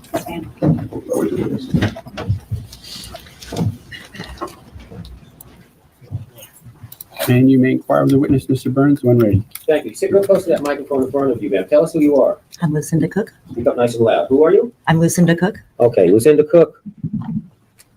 You see Jose there? I do. How do you know him? I used to date him many years ago. Can you give us a time frame? 2006, for about 4 or 5 years. 2006 to 2010, 2011, somewhere in there? 12, yeah. And how well would you say you know Jose? I knew. This could get into y'all, I tell y'all, I watched this blind with y'all, so okay, it's his ex-girlfriend. The man that I was with back then very well. You know that he has now been convicted of murdering a lady and her unborn baby, correct? Yes. How do you feel, ma'am? I got And questions. you're not here to quarrel with the jury about that. Let me interview her, y'all. Let me interview her. I've got all kinds of questions. Oh my God. No. But is it fair to say that you do not recognize that murder in the Jose that you knew? Absolutely not. What were your circumstances when you met Jose? I was just getting out of an abusive relationship, 10-year abusive relationship. Did you have children? I have 3. How old were your children when you met Jose? 4, 2, and a newborn. How did you meet Jose? A barbecue, a friend's barbecue. And was it a slow developing relationship or swiftly developing? I mean, both. I mean, we dated for a year before we lived together. Did you live together for that 4 or 5 years? Yes, I need Yes, a yes yes, or no. I did. Okay, thank Sorry. you. Just so the record has it. Yes. Everybody knows what you mean, but the record needs to be clear. And you were about how old then when you met Jose in 2006? 24, 23.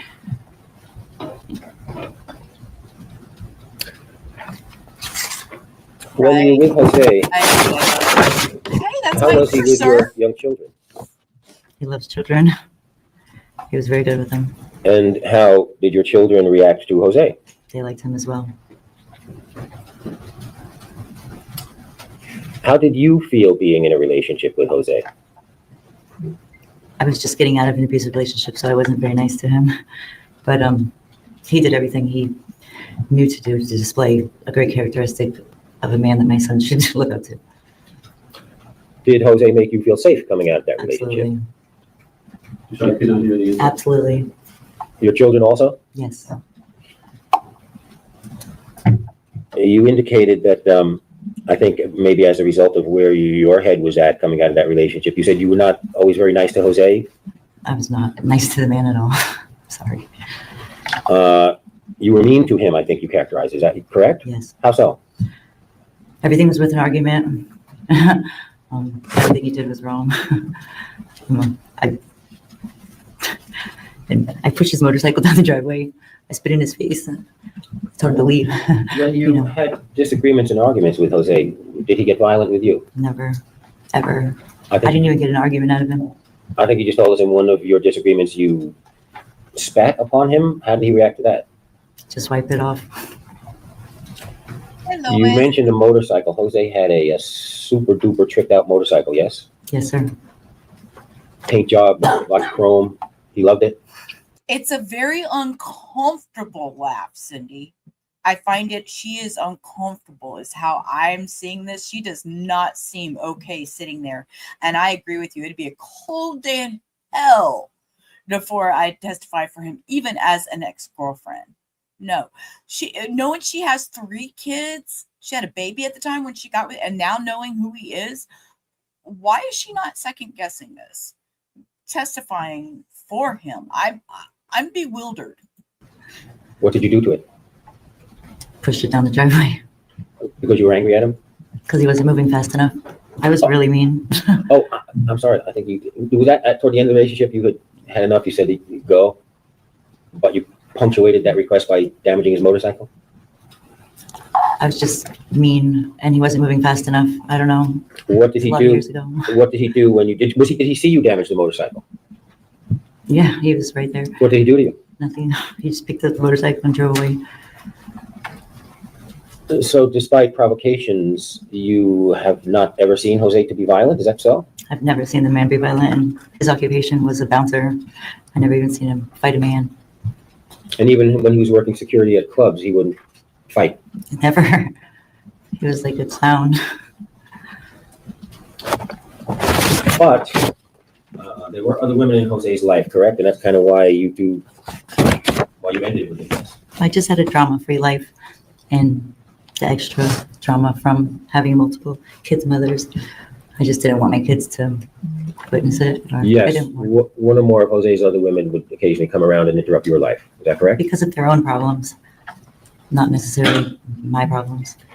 Would you describe Jose as easily excited and angered, or a calm person? I'm not sure that I've ever seen him super angry, not to a violent state. I mean, mad at something at work or something, but not angry enough to do something.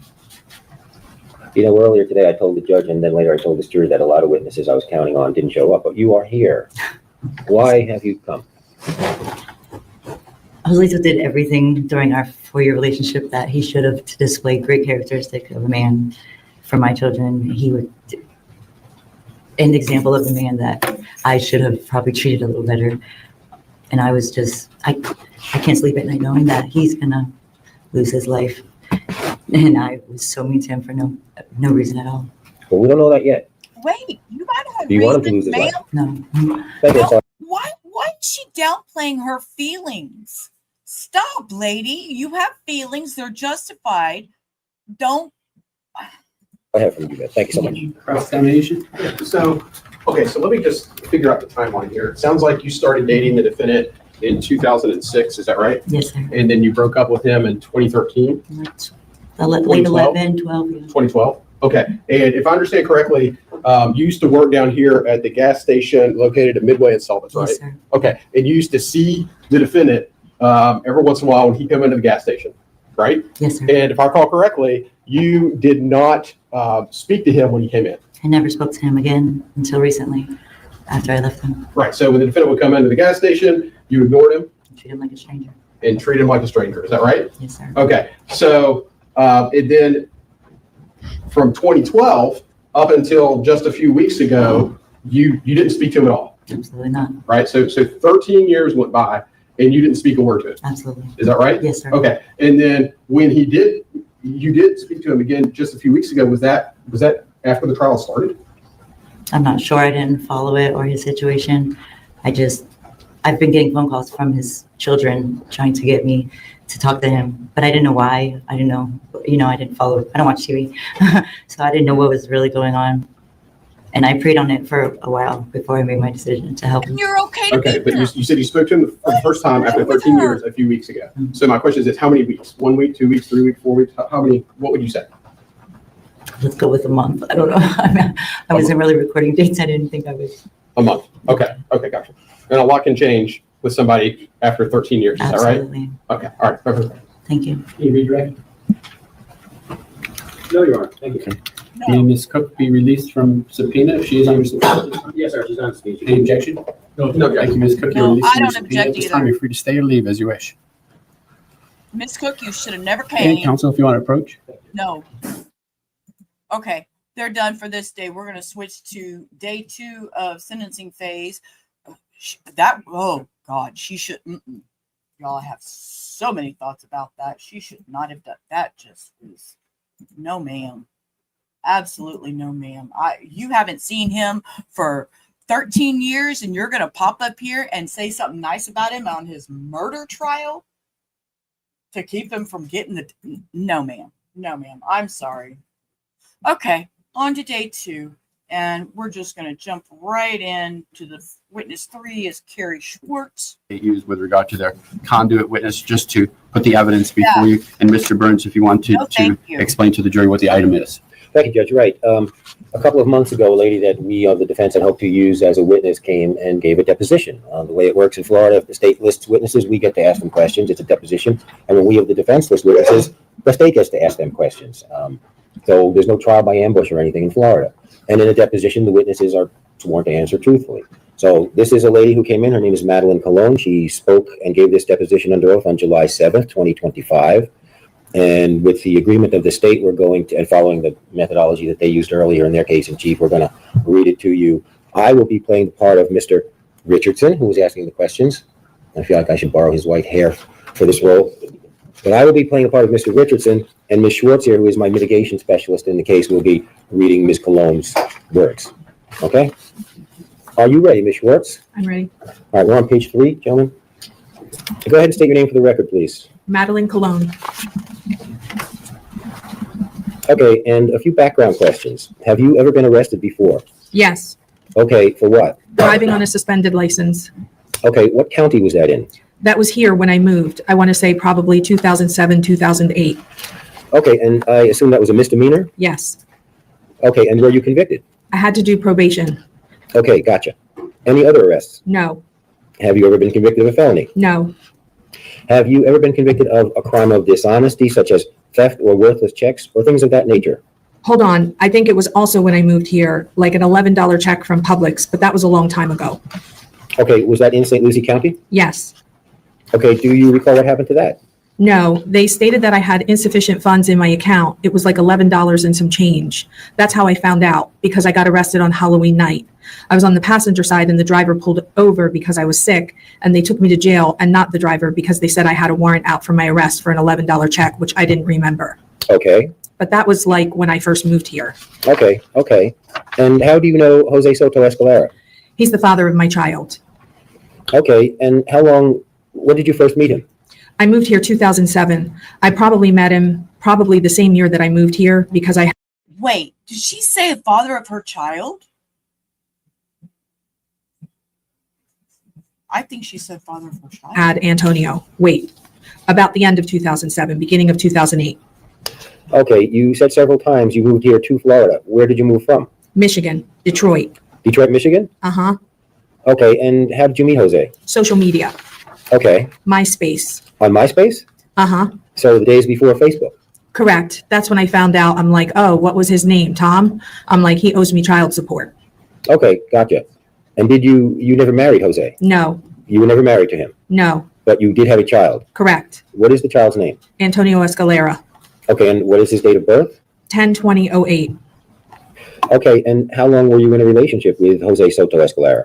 It wasn't long in the beginning because I moved here in 2007. We met, I ended up pregnant. We moved in November. You moved in together in November? Moved in together in November Okay. of 2007. And then we split up after I found out I was pregnant because he was in another relationship with somebody else. I was the rebound girl and I didn't know. Okay. Uh-huh. So how many months would you say you were in a romantic relationship with Jose Soto-Escalera? I came here before July 4 because it was my birthday, September. So probably July, August, September, October, like 4 or 5 months. Okay. Uh-huh. Did you maintain a relationship with Jose Soto-Escalera after you had your child, Antonio? As in romantically, we did try to make it work for about a year, and then we split up again because we figured it was better off us being friends. Okay. Because Jose kept me and the other girl. I'm gonna go. And you're motioning with your hands. Do you mean he was having Back and forth. relationships with other women? Myself and the other girl he was with before I found out. Okay, gotcha. And after the romantic relationship was completely severed, Uh-huh. did you maintain any kind of relationship with Jose? Yes, yes. Okay. We're friends. Okay, so you were still his friend? Absolutely. Okay, and did he pay you child support?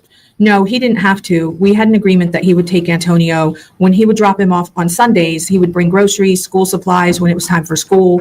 I would get him his shoes because I'm very picky about the sneakers. He would get him clothes and supplies. And then him and his wife would pay for the Boys and Girls Club. Okay, and did Jose actually honor that agreement? Yeah, He did? yeah. So was this I have questions. Was this I'm trying to figure out dates because I don't remember the year she said. I thought she said 2013. So did he have his other kids then with his wife and this was another affair like Tanya? What is happening? So Jose does not owe you any additional money? No, I don't. I mean, you have a responsibility. You know, we made a kid together. This is what you do. This is what I do. Okay, gotcha. And what do you do for a living? I'm a receptionist. I work at a doctor's office. At a doctor's office? Uh-huh. Okay, great. During the entire length of your relationship with Jose Soto-Escalera, has he ever been violent with you? No, he actually helped me out because I came from Michigan because of a domestic violence situation with my older 2 children. Number 2, saving a domestic violence person per se. What did he do with Tanya? She was being abused by her pimp and all this crap that he said, and he was saving. Sir, I see a pattern. Just saying, I see a pattern. I sent my older son here with my mom, and then the last straw for me was when their father broke into my 2nd-story home. I thought I was going to be dead, so I took my younger son, my middle child, and moved over here to Florida. Okay. And then I met him. That's why, I don't know, it was just fast. But he showed my second son how to ride a bike. My second son says that's his father. And then I ended up pregnant with Antonio. Okay, and you said Jose helped you following the domestic violence? He made me feel secure, made sure that I was okay being in another relationship because I was with my first kid's father for like almost 10 years. Okay, and how exactly did he help you feel secure? How do we say? We have setbacks like PTSD. I've had a lot of triggering moments, as in if I see an argument, like if we're having a conversation and it gets a little bit heated and you're confronting me, that makes me pull back because of the situation that I was in before. And he just never made me feel like I needed to be worried about going into another room or going to spend the night at my mom's house. I was never scared. Even I'm a little hot-headed, so I would be the aggressive one and I would start things and he would just leave and then come back. Okay. It sounds like you guys had a fairly deep relationship. Is that fair to say? We did. I mean, coming from where I came from to then coming here to meeting him is completely different. Living in Detroit, coming to Florida is just like, wow, you know, the people are different, the atmosphere, the way you dress, the way you talk, family-wise. It was just, everything was there. Him and his family, me and my kids, they invited us everywhere and never was like worried about leaving my kids with him. It was never that feeling. Would you say you had a close relationship with Jose? Yes, Okay. I think we still do. Still do? Uh-huh. Okay. Okay. Meaning that you would talk about things that perhaps you would not talk about with an acquaintance or simply a friend? Correct, because I would feel he would never judge me. Okay, so Jose was non-judgmental. No, And you would share things with him on an emotional level that you would not necessarily share with somebody else? correct. Okay, and did that street run both ways? Did Jose share things with you? I thought he did until I found out that I was the second girl. Okay. And I was not the main one, but he was very good with it. You know, he would say that because he was security, so he would work during the day and then he did security at the bars at night. So that made me feel like, okay, he's doing his work. He needs to come home because he needs to make sure everybody is home after 2 o'clock, after 3 o'clock when they close the bars. Okay. Did Jose ever share anything with you regarding his childhood, the way he was brought up, anything of that nature?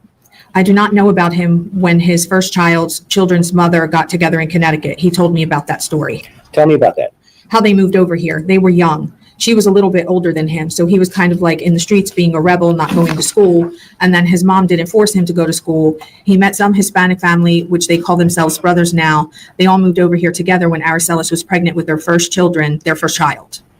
Okay, you said the name of a woman. Can you repeat that? Aracelis. How do you spell that?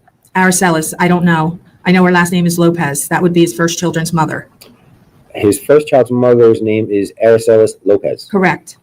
And how old was Jose when he fathered that child, if you know? I believe, if I'm not mistaken, 16, I think, around there. Okay, have you ever met that child? Yes. What is that child's name? Jose. Jose Soto-Escalera Jr.? I don't know if he has the Soto-Escalera because after a certain amount of years, they found out that he was not his child. They found out that?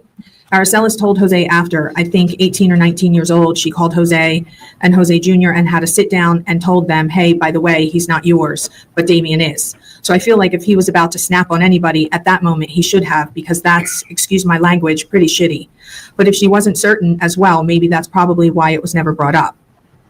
Okay, so let me just fill in some blanks. The person who told Jose is the mother. Okay, just to be clear, so Miss Enlow here is taking down everything that we say. Oh, okay. So I know it's hard to, we don't have conversations like this normally, but if you would just wait until I finish my question before you answer, I'd appreciate that. Okay. It just makes her job easier. No problem.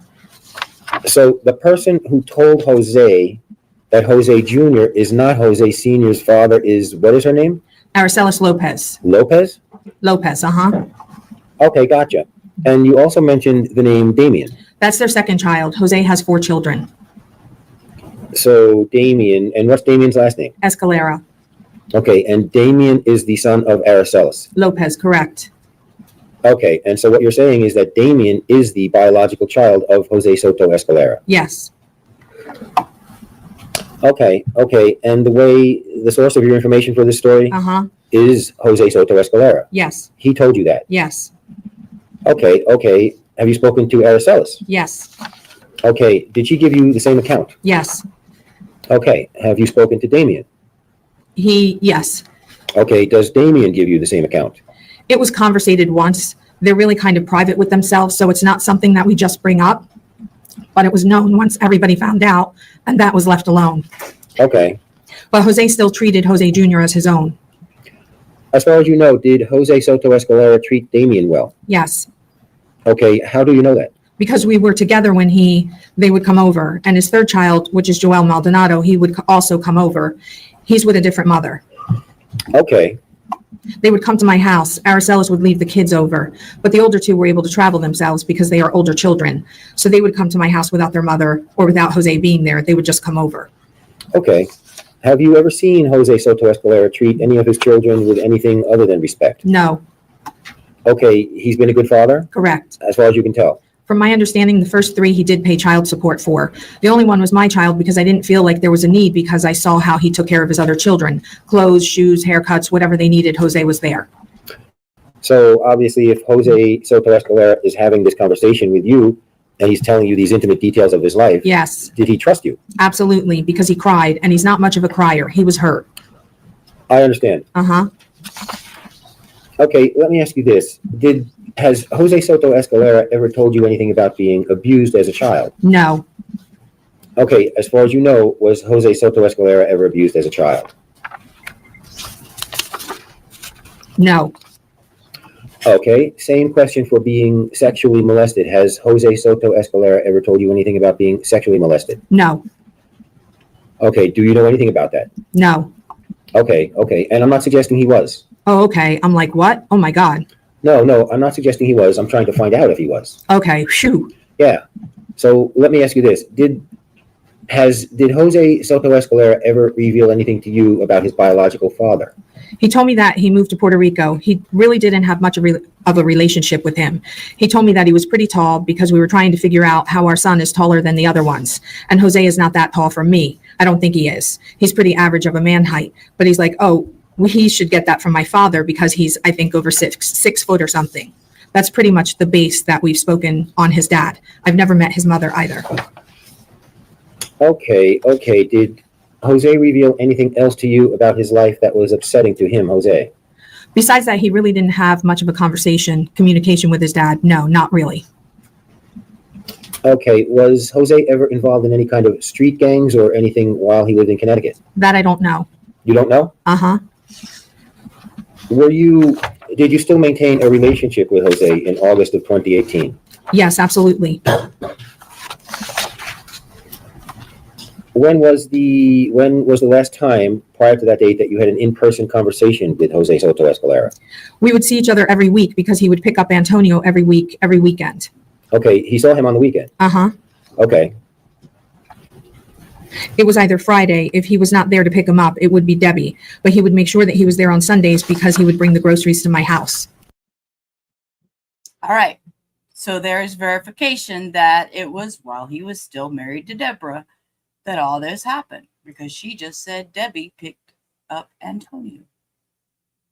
This is messy as hell. Okay, but you would see him on the weekends. Uh-huh. Is that a yes? Yes. Okay, did you ever see him on like a Thursday night? Sometimes it depended if my son wanted to go and see his dad because we remained friends, and I honestly thought me and his ex-wife were cool too. Like I didn't have any bad vibes or anything towards anybody. So whenever they said, hey, I want to see Antonio, can we meet up or can you bring him by?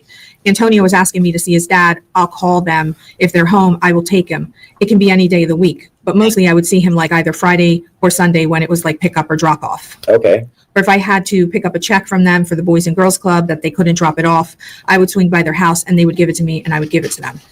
Okay. Have you ever seen Jose was he ever violent with anybody No. that you saw?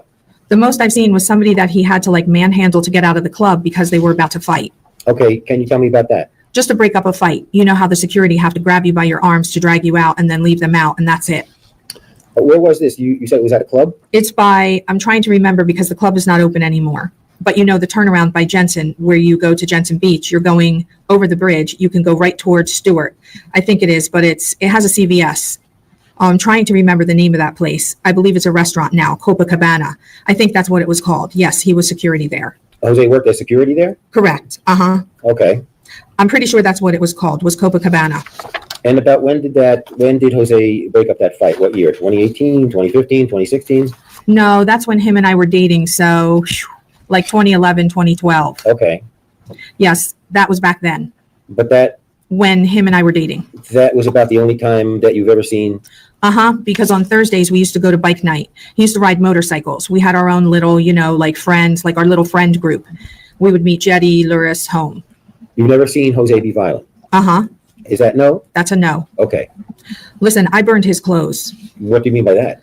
I had a moment. After I had Antonio, he was still with the other girl. I found out, so I took Antonio out of the crib, put him in Jose's truck because Jose had a brand new F-150. It was red 4-door. He had a very nice motorcycle. It was a Thursday and he was out and about, so I found out where the girl lived. I went by her house. I called him because I saw his motorcycle there. They came out. I was the aggressive one. He kind of like picked me up and threw me in the truck, and he was like, you can't do this here. You're not in Michigan. You're in Florida.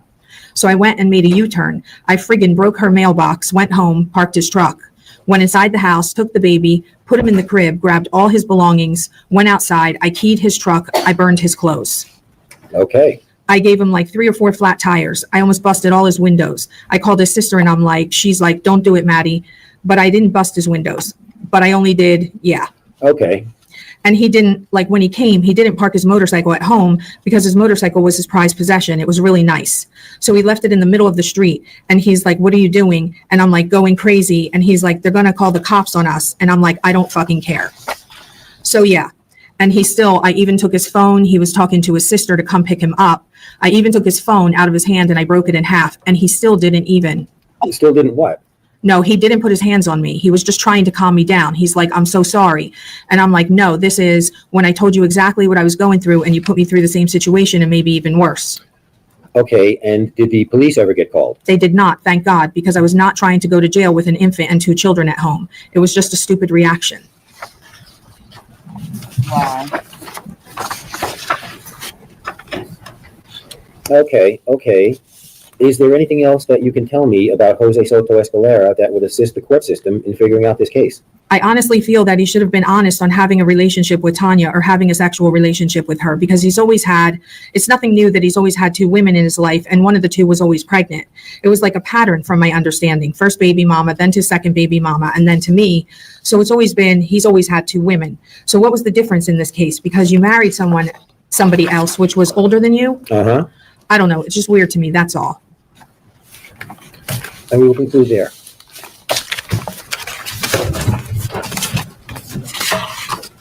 Thank you. All right, and the defense next witness or item of evidence. Judge, may we have Joanne Stone summoned from the hallway?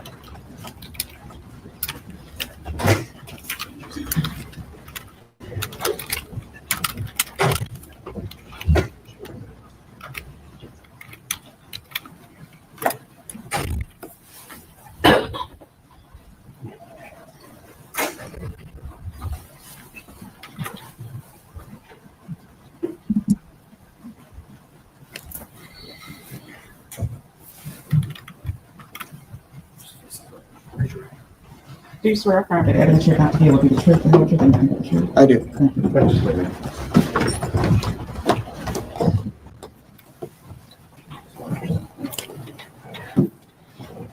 And you may inquire of the witness. Thank you, Judge. Good morning. You see that microphone right in front of you? I do. Sit real close to it. Tell us who you are, ma'am. Hi, I'm Joanne Stone. I am the cousin to Jose Escalera. Where do you live, Joanne Stone? I live in Bridgeport, Connecticut. How long have you lived there? My entire life, 41 years. And you said that you are Jose's cousin. I am. How well would you characterize I that was you know thinking him? the same thing too. Well, Jose and the rest of us were all brought up together. So we're all like brothers and sisters. The purpose of your testimony is to help the jury learn something about Jose's character. Right. What can you tell us about his character? Have you ever seen him to be violent? He was never violent. He was always humble, very quiet, and he was the fixer. He fixed everything with us. If the girls, there was more girls than there was boys. So the girls argued a lot. Jose would fix it. Jose never showed signs of any anger at all. And he actually left Connecticut because it was becoming very, very violent. Well, that was going to be one of my questions too. What type of neighborhood did Jose grow up in? Was it violent? We grew up in a very terrible neighborhood. We lived really up the street from one of the world's worst projects, which was Father Panic Village.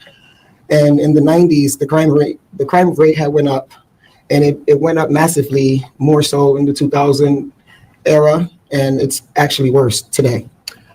Usually high crime areas go hand in hand with low income. Were you rich, wealthy people? We were not.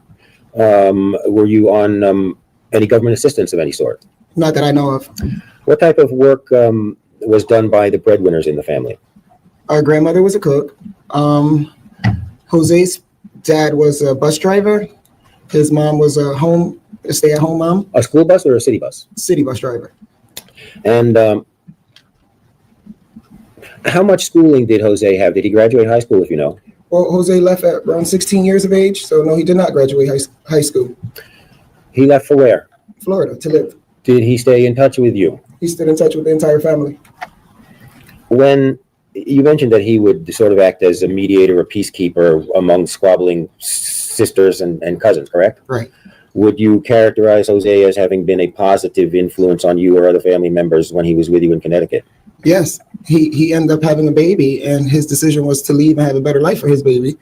Him and his son's mother left together. I believe she was a little older than he was, if I can remember. I am one of the smaller ones in the family, but I do remember them all really well. And they came here to start a great life, and he did exactly that. Have you stayed in touch with Jose during these 7 years while he's been in our county jail? I have not stayed in touch with Jose. He contacts, whoever he speaks to in the family. I hear about anything through my eldest aunt, but I have not. I've been going through my own personal stuff with my children and grandchild. Okay, but you follow along vicariously through other family members. Yeah, through the great aunt. This is the jury who will be making a weighty recommendation to the judge about what should happen to Jose. And the choices are he should be sentenced to death or he should be sentenced to life without parole in Florida prison. What is your position? Objection. Sustain the objection. Is there anything else that you would like the jury to bear in mind while they make their decision? Yes, I would like the jury to have mercy over him because you guys made your decision, and I respect your decision. But he's not. Wait, what? What did she say that made him jump to that? I need to back up just a second. Is there anything else that you would like the jury to bear in mind while they make their decision? Yes, I would like the jury to have mercy over him because you guys made your decision, and I respect your decision. But he's not. Objection sustained. If you have anything that you would like the jury to consider that doesn't have to do with them exercising mercy, anything you want them to, anything you'd like them to know about Jose's character? Well, Jose is a good person. We all went to church. We came from a terrible background, but we all stood together whole as a family. He's a good dad. He's a good friend. He's a good relative. And I just don't know him for this. Thank you. You have traveled down here from Connecticut to deliver this testimony, yes? I have. Thank you very much. That's all I have for you. Great woman to come all the way from Connecticut with his wife there. Okay, so I just want to put a final point on some of the things that you discussed just now, okay? Yes. I believe you said that you knew Jose essentially all his life. All his life. Right? And you're related how? I'm his cousin. You're his cousin, okay. And you lived very close to Jose when he was growing up as a small child, correct? Yes, we all lived in an apartment building. Right. So you're familiar with him? Right. Okay. He taught me how to ride a bicycle. Mm-hmm. And like a really big bike. He taught us everything that we needed to know. He taught us how to be like handy girls, how to use a hammer. He taught us basically what we didn't have a brother, so he was our brother. Sure. And when you grew up, you had a considerable number of family members around you when you grew up, right? Right. Meaning that. No, this is actually what she says she is his cousin. They all grew up together. No, you'd have to rewind for the two that he cheated on with his wife. Well, the first one, I'm not sure, but the second one, he definitely cheated on his wife with and had a baby with. So, yeah, those are interesting. He was exposed to his family members as well. Yes, at all times. Okay. So, and you're familiar with all those folks? Yes. Who lived with him? Yes. Okay. So you know that the defendant, first of all, he was never sexually molested, right? I do know that. Okay. He was never physically abused, correct? No, he was not. Okay. And in fact, you even said that not only was he never emotionally abused, right? I think you told me out in the hall that nobody had ever been yelled at him when he was a child. No. Is that right? Right. Okay. Okay. And to put a finer point onto your relationship with him since he moved to Florida. Okay. So let's focus in on that. He moved to Florida when he was 16 years old. Right. Around 1993. Right. Okay. And you would have not, you did not see him physically in person between 1993 and 2018, but just a handful of times. Right. If ever. No, he came a few times. Okay. To Connecticut, and he stopped to visit us. There was a time I heard he was there. I was down in Jamaica burying a relative. So there's times where I missed it, but he came and I heard about it. Okay. Okay. But your best estimate would be probably less than 5 times. Is that fair to say? Right. Between 93 and 2018. Right. Okay. And you haven't had any contact with him. I think you said on direct examination for the last 7 years since he's been incarcerated. Is that right? Okay. All right. Thank you, man. I have no further questions. Thank you. No, thank you so much, man. Thank you. Thank you. You may step down from the witness stand. And the defense next witness or Isabel. May we have Taisha Hernandez called to the stand? We asked her first. Sure. Okay, so the next one is Taisha Hernandez, and this is witness 5.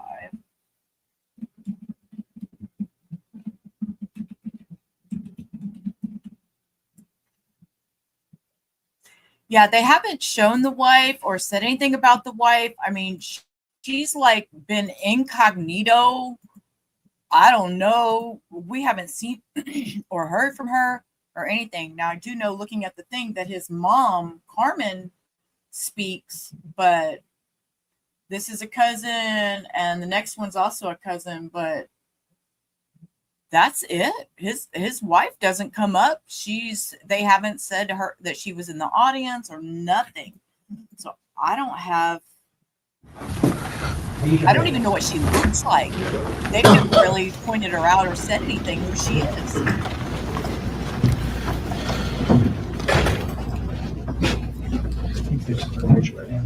Please verify that evidence you're about to give is the truth, the whole truth, and nothing but the truth. Yes.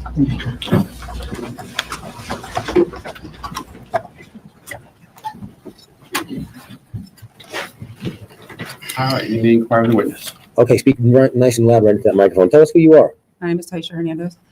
How do you spell your name? Taisha. And Hernandez Standard? Yes. You see Jose? Yes, I do. How do you know him? That's my cousin. Speak up nice and loud. That's my cousin. He's your cousin. Did you and he live together or very near each other in Connecticut? Yeah, we all lived in a building, all our family members together in one building. Like basically we all left doors open, so it's like we all lived together. Are you Jose's older, or I think you're younger? I'm the youngest cousin, yes. One of the youngest cousins. Regarding Bridgeport and your particular neighborhood in it, was it nice? Was it criminal? Was it violent? You tell us. It's not a place you want to raise your family in, so it's not nice, or it's what you make it. And Jose, as a teenager, left the area? Yes. To come here to Florida? Live a better life. You approve that decision? Yes, I would too. It was everybody's plan. It's always been our family's plan to get out of Connecticut and come this way. I don't think it was very successful. Why did it just stop?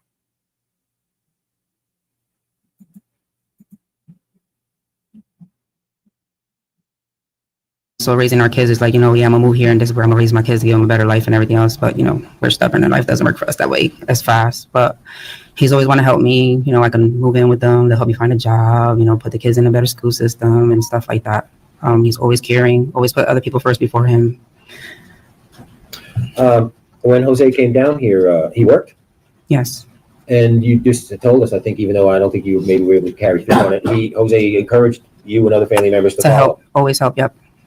He was our support system if we come until we got on our feet. He encouraged you to a better life? Yes, always.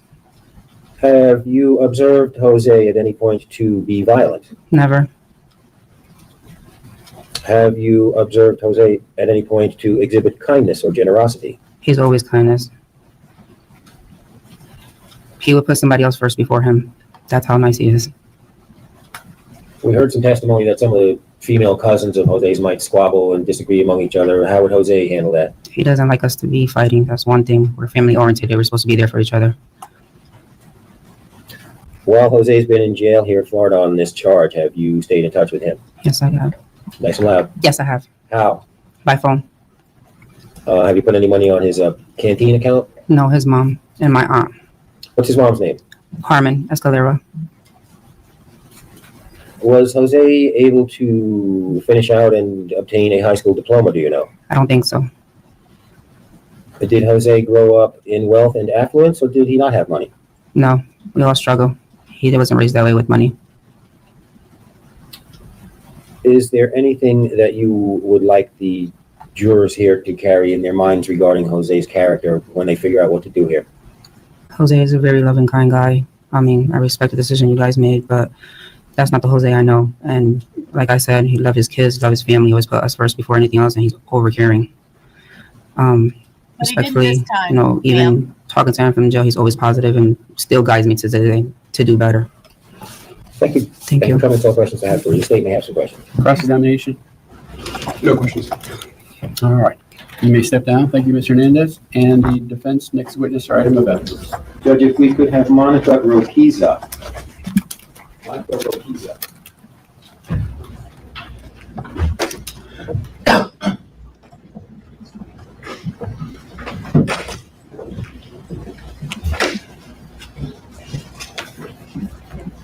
Exactly, Cindy, exactly.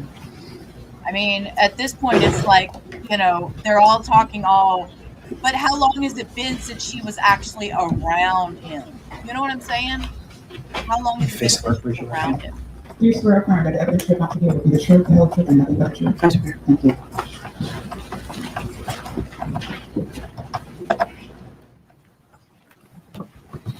And you may inquire of the witness. Thank you, Your Honor. Sit real close to that microphone you see in front of you there and talk up loud.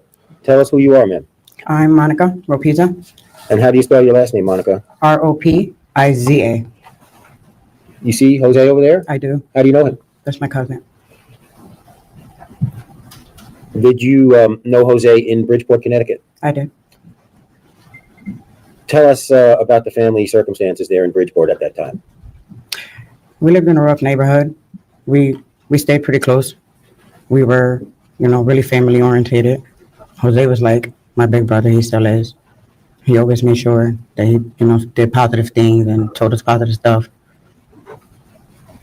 Just for discussion, I wouldn't want to scrap with any of these women. They would kick my ass. I mean, they look like,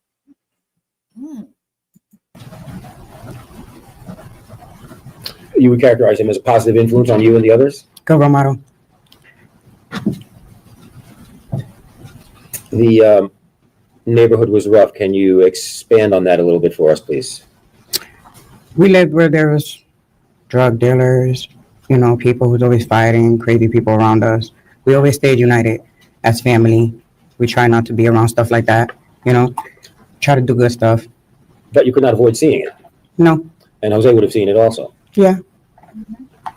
The based on the answers thus far, may we assume that you and Jose and the family did not have a lot of money? No, we have what we needed. You mentioned the closeness of the family. Do you still stay close to Jose? I do, not as much as when we were young. was that his casual way of saying y'all grew up poor? I mean, come on. But I do, we talk. I visit, he visit us. We moved down here for 5 years, me and my sister.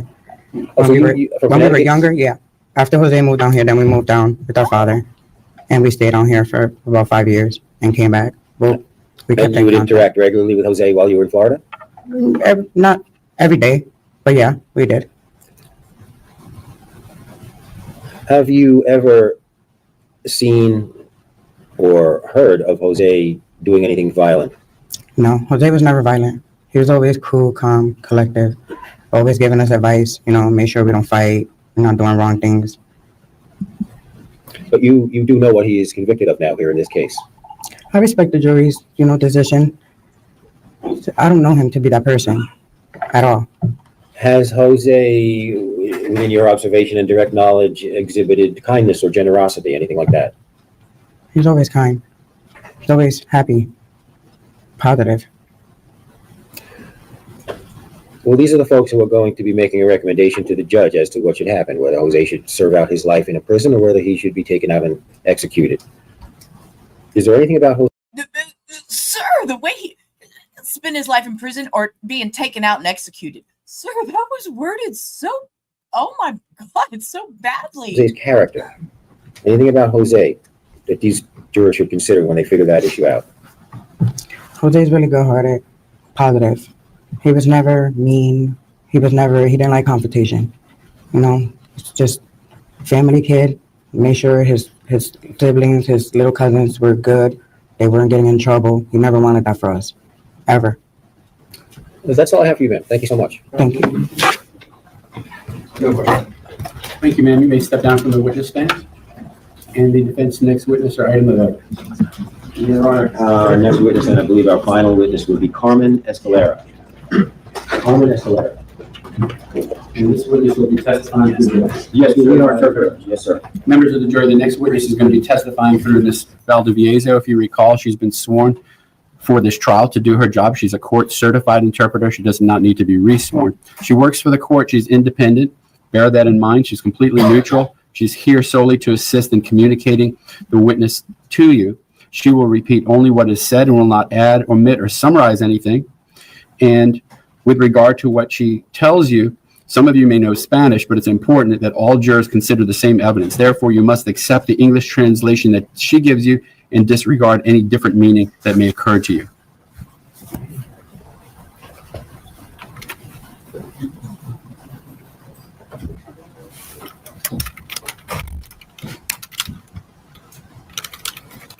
Okay, so this would be done with an interpreter, so this might be kind of rough. Meet, leave her alone, let her sleep. Meet. Sorry.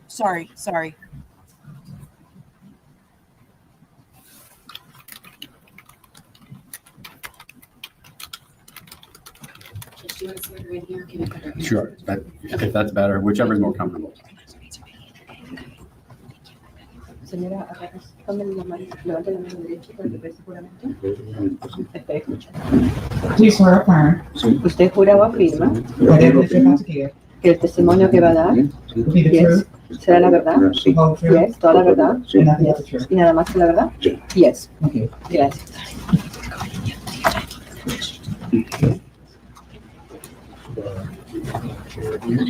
Yeah, that'd be fine. Judge, it would be easier for the board to step up. Could we have the witness just sit right here? I'm just concerned about the microphone amplifying her voice. We do have one right in front here. If that works, we can give it a try.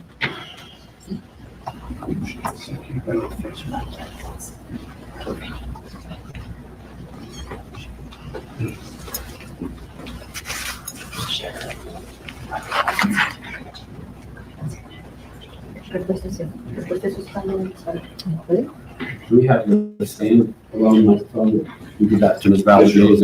She can speak into that microphone. It'll amplify what she translates. Ms. Valdez, if you could hold that so the jury can hear your translation. It's not really matter. It's not important so much that they hear her amplified. It's more important to hear you. Is it on? You want to check just by? Very good. Okay, ma'am. Tell these folks who you are. Bien, señora, dígale a estos señores aquí quién es usted. Me llamo Carmen Escalera. My name is Carmen Escalera. Okay. You see Jose there. ¿Usted ve a José allá? How do you know him? ¿Cómo es que lo conoce? ¿Perdón? I know him because he is my son. Okay. You remember when I came to visit you? I'm going to pause because I want everyone to take notice in the flush color. His coloring changed. When his mom's coming up there, I noticed it when she was walking through the gallery and he started looking back at her. But now that she's up there speaking, he is turning redder. I have a feeling he's going to cry. And there's going to be real tears this time because this is his mother and he's going to miss the hell out of her. You.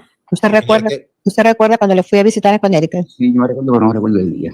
Yes, I remember that, but I don't remember the day. Oh, you don't have to remember the exact day. No tiene que recordar el día. But I took some items away with me from you, right? Yo tomé algunas cosas conmigo. Yeah, pictures. Yes, pictures. We'll get to them. We'll get to them first, okay? Hablaremos de ello primero. So I'm going to, may I approach the witness, Judge? You may. ¿Puedo sacar la I'm going to show you some items, some photos. Le voy a mostrar algunas fotos. It is Defense Penalty Phase Exhibit 3. Es el pruebas número, a ser emitidas número 3 del panel de la defensa. So let me take a look Si at usted it. puede tomarlas y mirarlas. Take a look through each one. Mire cada una. This is me. Oh, you don't have to, I'm going to ask you about them after you just. No, no, le voy a preguntar en un momento. Solamente deseo que las mire a ver si las reconoce.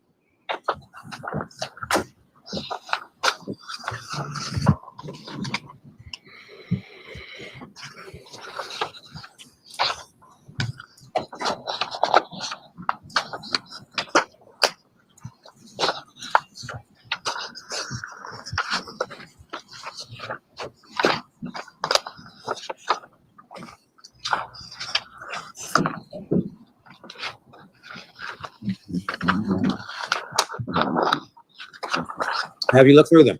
¿Las revisó todas? Yes. Do these photographs accurately represent these items that I have right here? Estas fotografías aquí describen exactamente lo que yo tomé aquí. Yes, all of them, just like it is. Okay, Judge, at this time, I would like to move the photo composite Defense Penalty Phase 3 into evidence. No objection. Those items will come into evidence without objection. Thank you.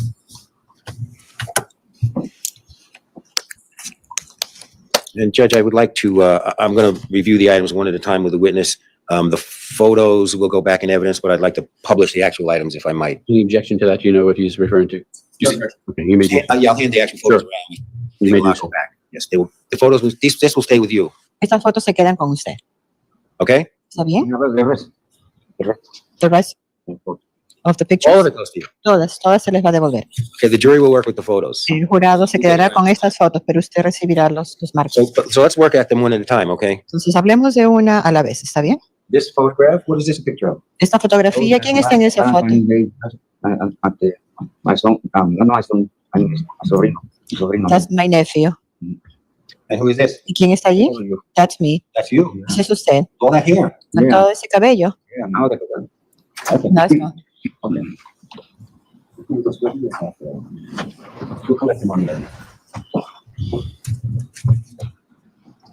Do you recognize this item? ¿Usted reconoce este objeto? José. That's Jose. This is José. That's José. Do you know how old Jose is? ¿Usted sabe qué edad tiene allí? ¿Perdón? 1 year old. He's bigger than one in that picture.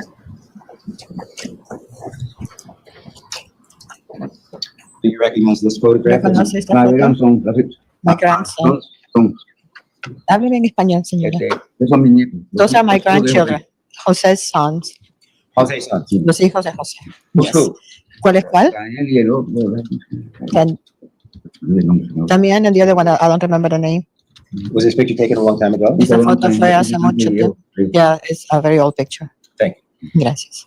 How does she not know her grandkid's name? I'm sorry. Does she have to?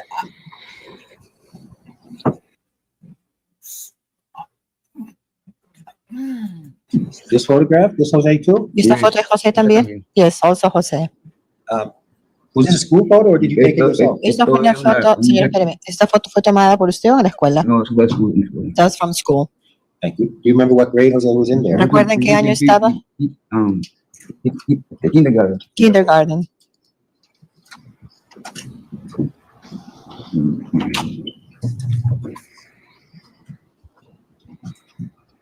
Well, not in kindergarten anymore, I don't think. Who is this? ¿Y este quién es? My son, his friend. My son and his friend. That's Jose? ¿Él es José? That's José. ¿Perdón? Está jovencito aquí. He's young in there. Do you remember? All the pictures that I have here around him. The young lady, do you know who that is? ¿La jovencita sabe quién es? ¿Perdón? I think Nancy, something like that. Do you remember about how old was Jose when this photograph was taken? ¿Usted recuerda qué edad tenía José cuando tomaron esa foto? He was 12 or 13 years old. He was 12 or 13 years old in that picture. 14. Or 14. Was this photograph taken in your house? ¿Esa foto la tomaron en la casa de usted? Yes. Gracias.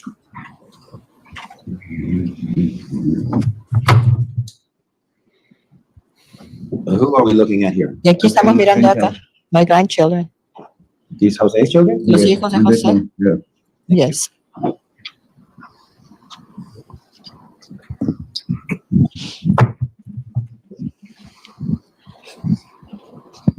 Okay, we've got 5 photos. They look like they're taken. Were these taken at the same time? Acá hay 5 fotos. Fueron las 5 fotos tomadas a la misma vez. Yes. Yes. Yes, the same place, the same house. I ordered them. That's my daughter and that's Jose. That's Jose and his sister. Did you have a photographer come to the house to do this? Un fotógrafo vino a la casa. Yes. How old do you remember Jose is there? ¿Qué edad recuerda usted que tenía José allí? Ella tiene como, él tiene entre 2 años. He's about 2. Y ella entre 1. And she's about 1. Thank you. Yes.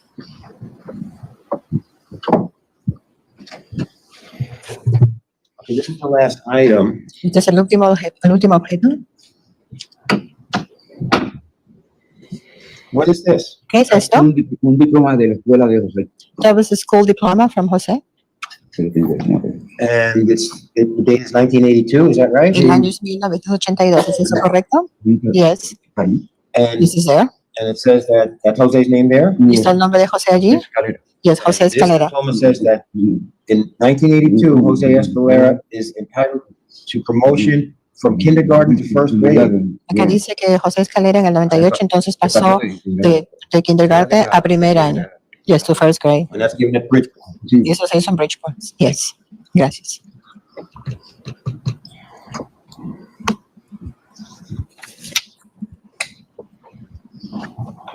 Tell me about when you and Jose were living in Bridgeport and Jose was growing up in Bridgeport. Was it a tough neighborhood or a nice neighborhood? Cuéntame cuando usted y José vivían allí cuando él estaba creciendo en Bridgeport. ¿Era un barrio difícil o era un barrio bueno? It was a good one. How long did you live there? ¿Cuánto tiempo vivió allí? Over 20 years there. And in this good neighborhood, did you have a lot of money, ma'am? ¿Y en este barrio tenía usted mucho dinero? Money from where? Can you, remembering Jose when he was in school or when he was with that young lady, remembering Jose's essential nature, would you describe Jose as a violent person? ¿Usted recuerda cuando José en esa foto de jovencito con esa amiga, usted recuerda cuál era la naturaleza de su personalidad? Que si él era un muchacho violento. No. No. Era amable. He was kind. Had you ever seen him to hit anybody or be involved in fighting? ¿Usted alguna vez lo vio a él pegarle a alguien o estar involucrado en alguna pelea? No, he was one that I have to defend, so nobody will be hitting him. Oh, he had to be defended himself. ¿Él tenía que defenderse? No, he never asked for trouble. How did he do in school? ¿Cómo le iba en la escuela? Very well. Did he go all the way through and get a high school diploma? ¿Terminó la escuela y sacó su diploma de high school? No, no. Did he move to Florida when he was a teenager? Él se mudó a Florida cuando era un adolescente. Yes. And did he work and make his own way when he came to Florida? Él trabajó y se mantenía él mismo aquí cuando se mudó a Florida. He was working all by himself. You mentioned that Jose was kind. Se dijo que José era amable. Yes. Was he the type to become hot-headed and angry? Él era el tipo de que se le calentaba la cabeza y se enojaba. No. Not at all.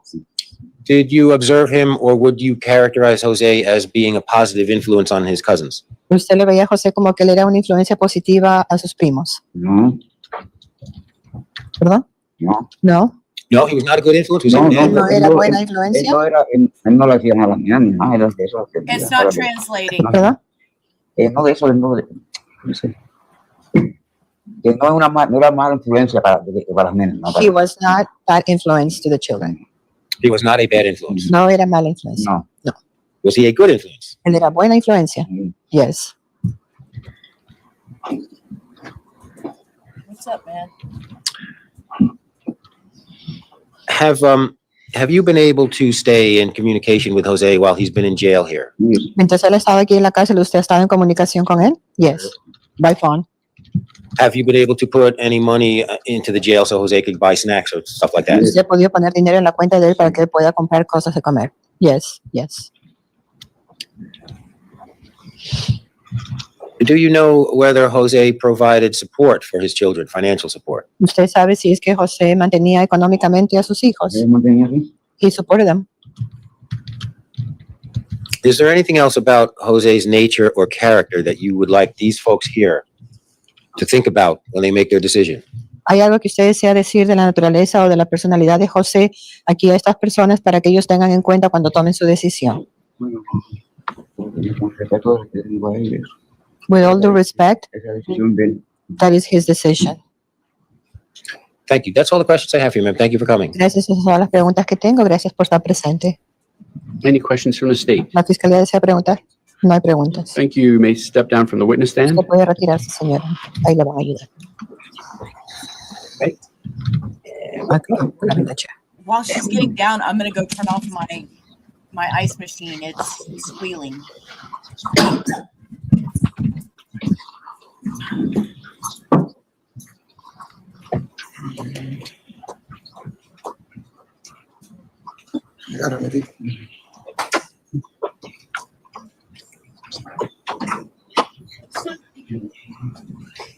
And counsel, if you could approach at this time.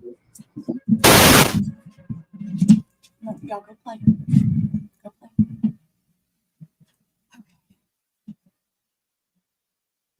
I don't know why, but when it gets full, it squeals.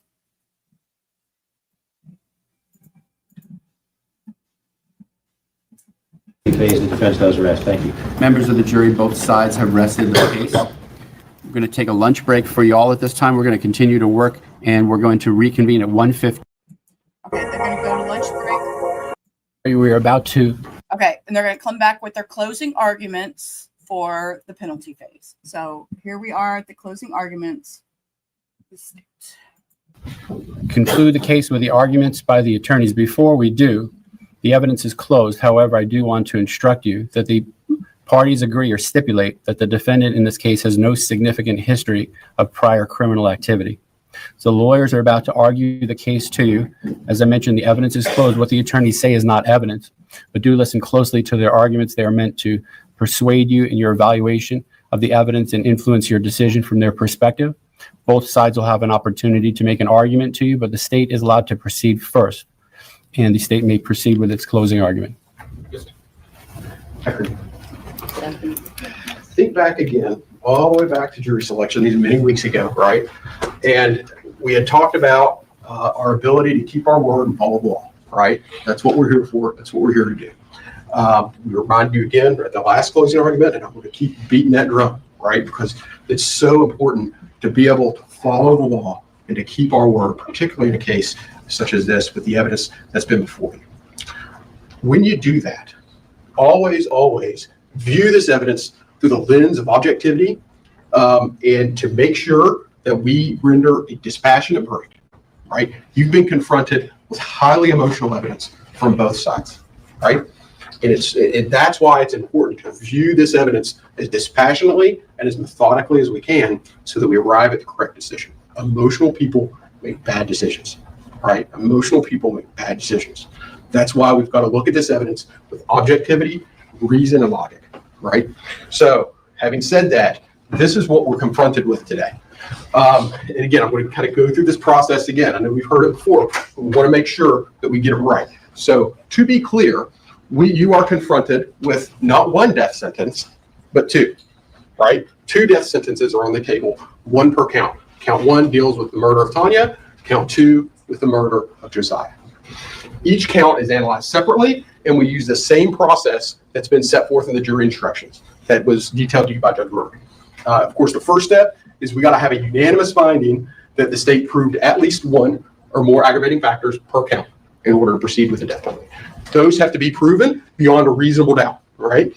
And in this case, both counts share the same 3 aggravating factors, the same 3, and then there's an additional aggravating factor for count 2 that deals with Josiah. So here they are. The first one, the defendant was contemporaneously convicted of another capital felony, right? Contemporaneously or at the same time. The murder was committed for financial gain. There's your second aggravator. The first-degree murder was committed in a cold, calculated, and premeditated manner without pretense of moral or legal justification. Right? Those are our 3 aggravators that are shared by both counts. Count 2, in which Josiah is the identified victim, and this one is this: the victim of the first-degree murder was under the age of 12. That's it. And so we'll start with the easiest one first, right? The first aggravator, this should be unanimous, is this one. The victim of the first-degree murder was a person less than the age of 12. Well, what's our evidence to support that? Well, of course, it's straightforward, right? Tania was pregnant. She was very far along into her pregnancy. We presented the testimony of Dr. Stossel. And what did Dr. Stossel say? Do you remember? He said, listen, this was a perfectly healthy child. This was a perfectly healthy child. Mom had some complications, and mom was high risk, but that child was perfectly healthy. So there's your unanimous aggravator, at least for count 2. Then we go through the remaining aggravators, and that apply to each count. So the first one, the defendant was contemporaneously convicted of another capital felony. Well, that's what we have here. This aggravator applies to each count because the homicides occurred at the same time, contemporaneous, at the same time. The count 2 would be an aggravator for count 1, and vice versa. Count 1 would be an aggravator for count 2. So this has already been proven, and it's reflected in your first verdict. Next, the first-degree murder was committed for financial gain. Okay, let's talk about this. So in the transcript, section 3 of 39, you heard the evidence. This is the words of the defendant. She's pregnant from that little a-hole that works there. She says it's mine, supposedly. I can't take any chances. I lose everything. I'm going to blow her brains out so that she doesn't talk. I have to do it, Eric. I have no other choice. And then key sentence, I am going to lose everything. I am going to lose everything. And then he follows that up. If my wife found something like that out, oh my God, bro, I lose everything, bro. So there is our aggravator. So how do we arrive at financial gain from those particular circumstances or from those particular statements? I'm going to lose everything. We all know what the consequences are of a possible divorce, right? That's what he's looking at in his mind. He's looking at a possible divorce. So what does that mean when he says, I'm going to lose everything? Well, first off, as we all know, just from common human experience, what happens? You get a divorce, your cost of living increase, you no longer have a second income. Remember, his wife is working with him at WastePro, right? His wife works with him at WastePro at the time of this, right? So we have that. And we also have, what do we have? Child support, right? This is his way out of paying child support. Now, it's important to keep in mind, this financial gain, it doesn't have to be the primary motive for this killing. Let me be very clear about that. This does not have to be the primary motive for this killing.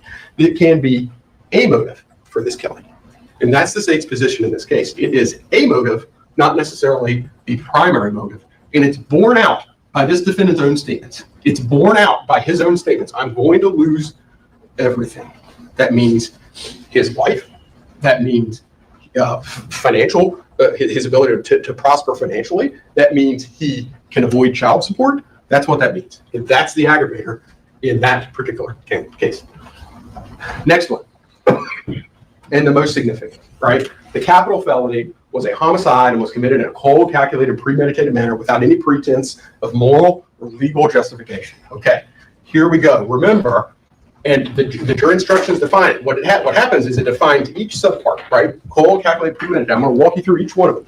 Cold, this is what the jury instructions say. It means the murder was the product of cool and calm reflection, right? Cool and calm reflection. What's our evidence that supports that definition? Well, here it is. 2 days prior to the murder. The murder happened on August 23rd of 2018. This statement was made on August 21st of 2018. Listen and think about what he says here. I just can't do it inside my truck. It won't hurt me if it's not my truck. I got to strangle that bee. You can't leave no blood or nothing in the truck. I don't want nothing. If they ever come asking about anything, there's nothing. It's like you said, there's no other way around it. It's like you said, you got two, unintelligible, and that's it. All the BS will be over, and the higher up around here, the more they'll blame her boyfriend because they're always fighting. You know what I'm saying? She now has a record in which someone did something to her. You know what I'm saying? All that S. So think about what he's talking about here.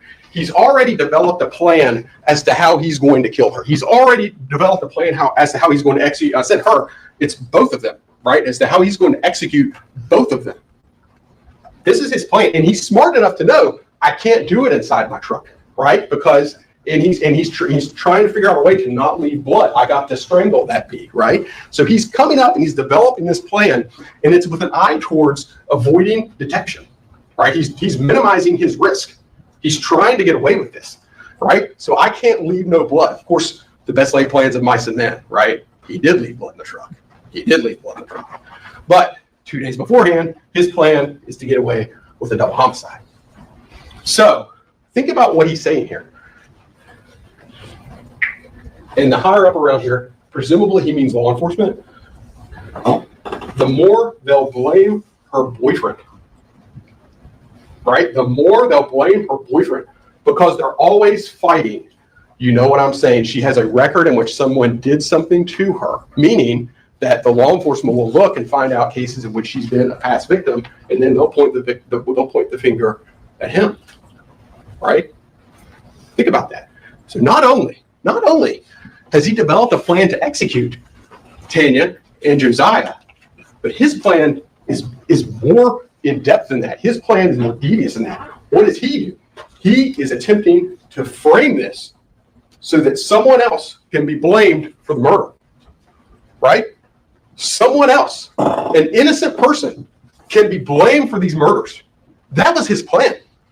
That was his plan, not only to execute these people, but to get away with it. And third, to make sure an innocent person was convicted in his stead. Extreme facts call for an extreme sentence. Extreme facts call for an extreme sentence. Was all of this, the questions before you was all of this, is that the product of cool and calm reflection? Absolutely it was. Absolutely it was. Calculated. Calculated means having a careful plan or prearranged design to commit murder. Okay, so what are our facts that support that particular sub-element? Well, again, 2 days prior to the murders, he's in this Wasteboro truck and they're driving around with Eric Alvarado. What does he say? You can't prove anything if no one saw anything. I was thinking of taking her to some field nearby the route. Adolfo Cavelli testified the scene of the crime was on his trash route, right? So his plan, he was able to execute his plan, right? So he took her to a place near the trash route. Do you know where I go? When she go in there, she disappears for a couple of days. She does that. She disappears for 2 or 3 days. She always does that. And I'll take her phone and I'll throw it away. I'll throw it away or I'll burn it. They can't do anything there. I have everything planned out. This was not, ladies and gentlemen, a homicide or homicides that was committed in at the spur of the moment, in heat of passion, when someone's upset, when somebody wasn't thinking through the consequences of his actions. Oh no, he admitted, he stated, he had everything planned out. Extreme facts call for an extreme punishment and premeditated. The third sub-element. Remember, this is exactly what you've already found. This portion of the jury instructions, it's no different than what you found during the guilt phase. It defines premeditation. What is added on in this phase is this particular section right here. For this aggravating factor to apply, a heightened level of premeditation demonstrated by a substantial period of reflection is required. So that's the difference. That's the difference for the aggravator. The aggravator adds on this requirement of demonstrated by a substantial period of reflection. So what we have is we've already gone through statements where he's made 2 days in advance about how he's planned it out, right? 2 days in advance, he's planned it out. But do you remember, think back to Kenneth Barron during the guilt phase, right? Kenneth Barron was the guy, he comes in and he says, listen, this defendant approached me about a ghost gun, right? He approached me about a ghost gun. And what did he do? 2 to 4 weeks before, right? 2 to 4 weeks before.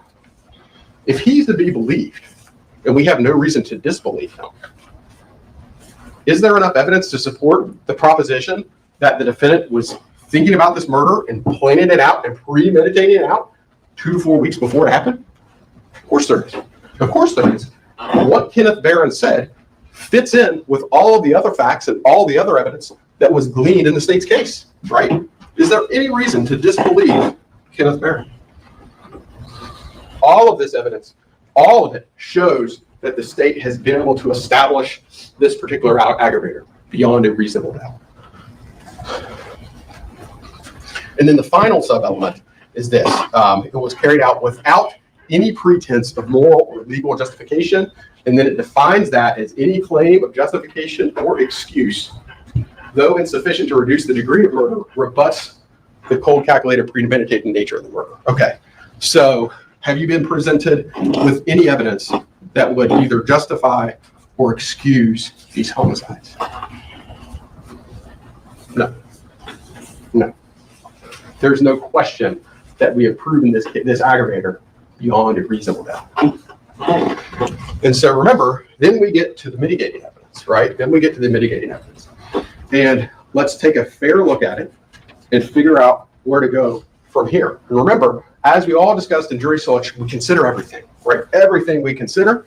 But then after we consider it, what do? We figure out how much weight it deserves, right? So that's what the law says. The most impactful mitigator certainly is the fact that this defendant has no significant criminal history. You obviously consider that and obviously give it whatever weight that you believe it deserves. It's up to you to decide how much value this mitigator has after you weigh it against the aggravators, right? So it's weighed against it. The first, I think it was the first witness that was presented yesterday was Raul Benasco. He was the fellow who testified via Zoom. He's your prison expert, and he worked with the Department of Corrections. I think he's in Texas now. And he came in, and if I understood him correctly, the gist of his testimony was, well, okay, we get it. The defendant will adjust well to prison life, and he's going to be able to follow all the rules and not become a problem. So that's what you're being asked to believe. Okay. Well, let's think about that. Let's consider that for a second.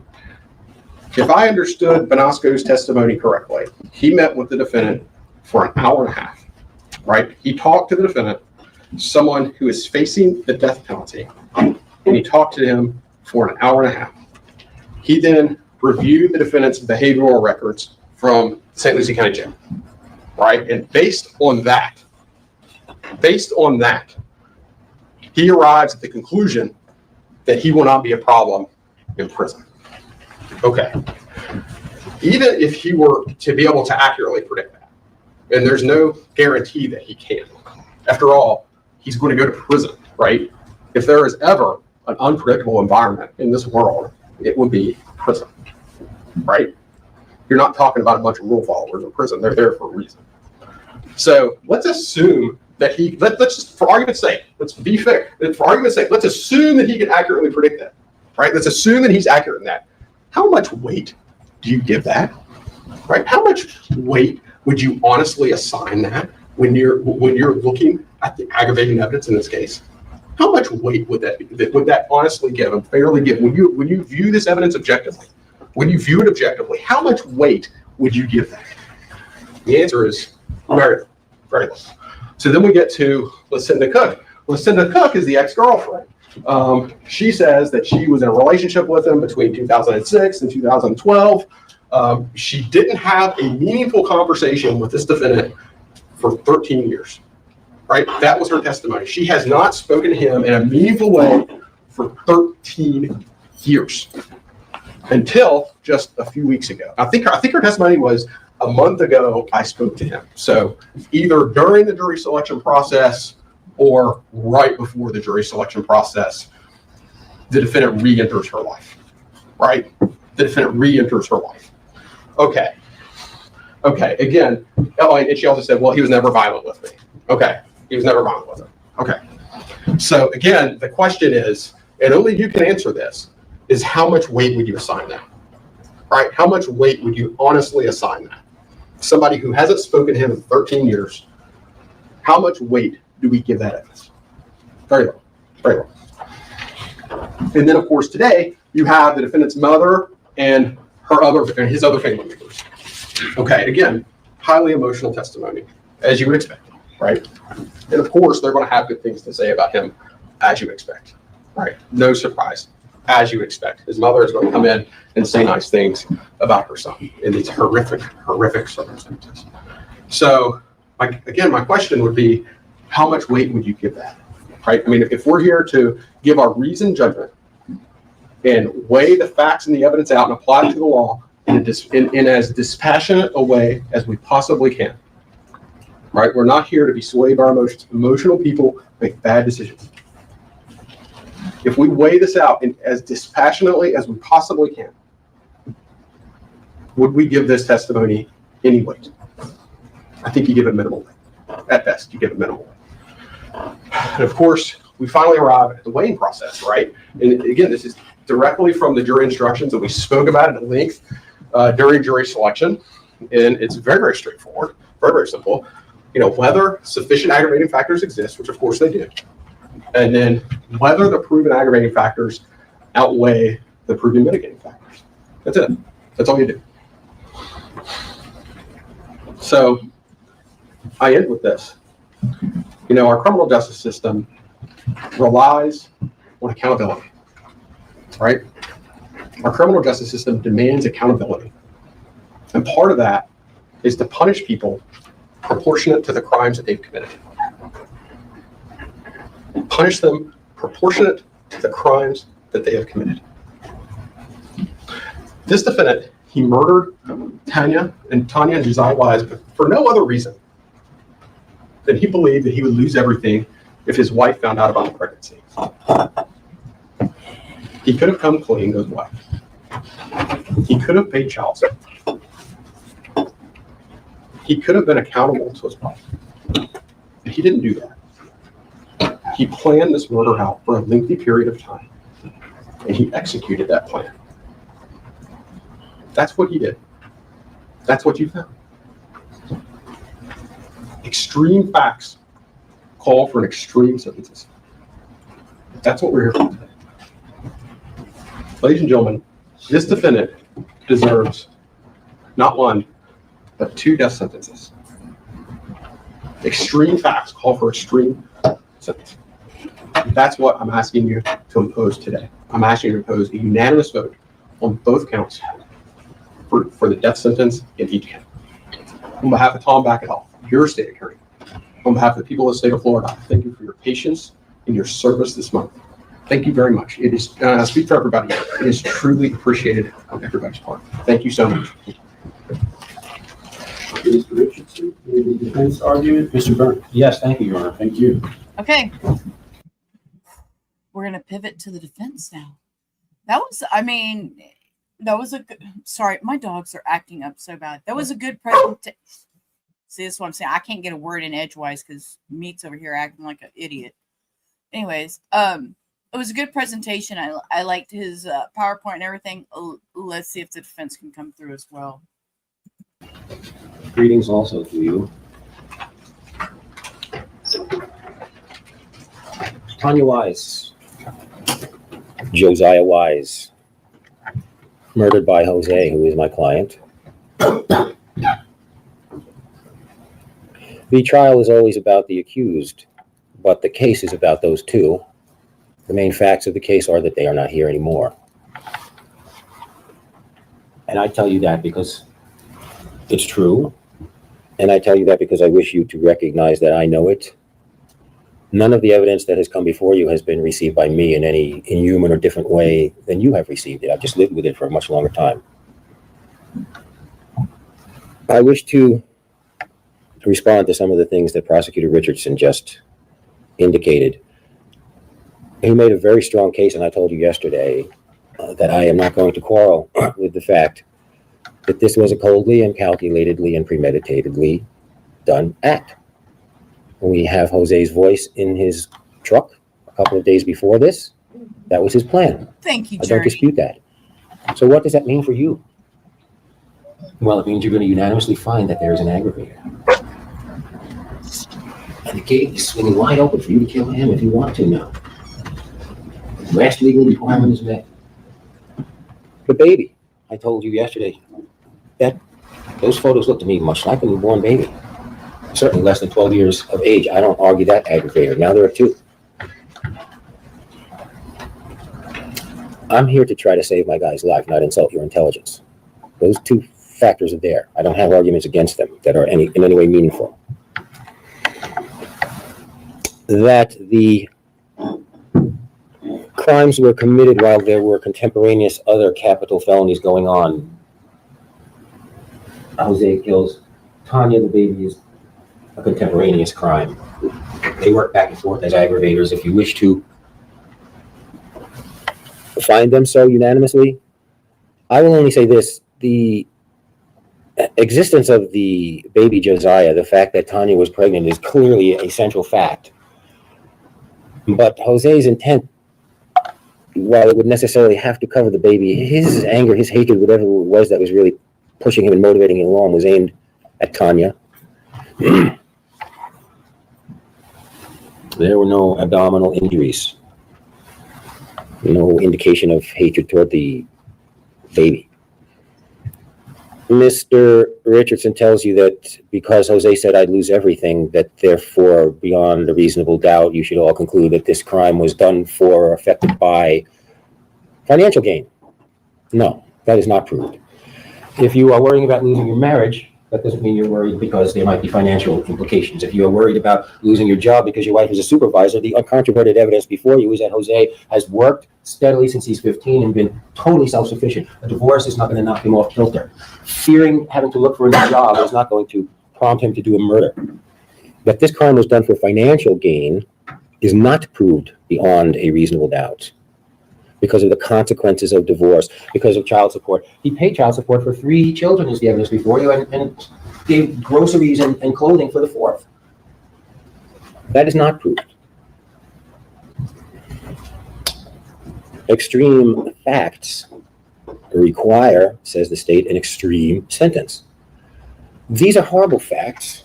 Every murder is comprised of horrible facts and would consist of photos of a victim in sight, photos of a victim during autopsy. Jose, according to the evidence, planned to get Tania to a place and kill her. That's every mob hit ever. Let's get Paulie to the club and we'll whack him. That's not an extreme fact. That's an ordinary fact. We're talking about facts of murder, mind you. We're talking about murder. To get someone to a place where no one can see to do the crime is not extreme. It's common. In murder.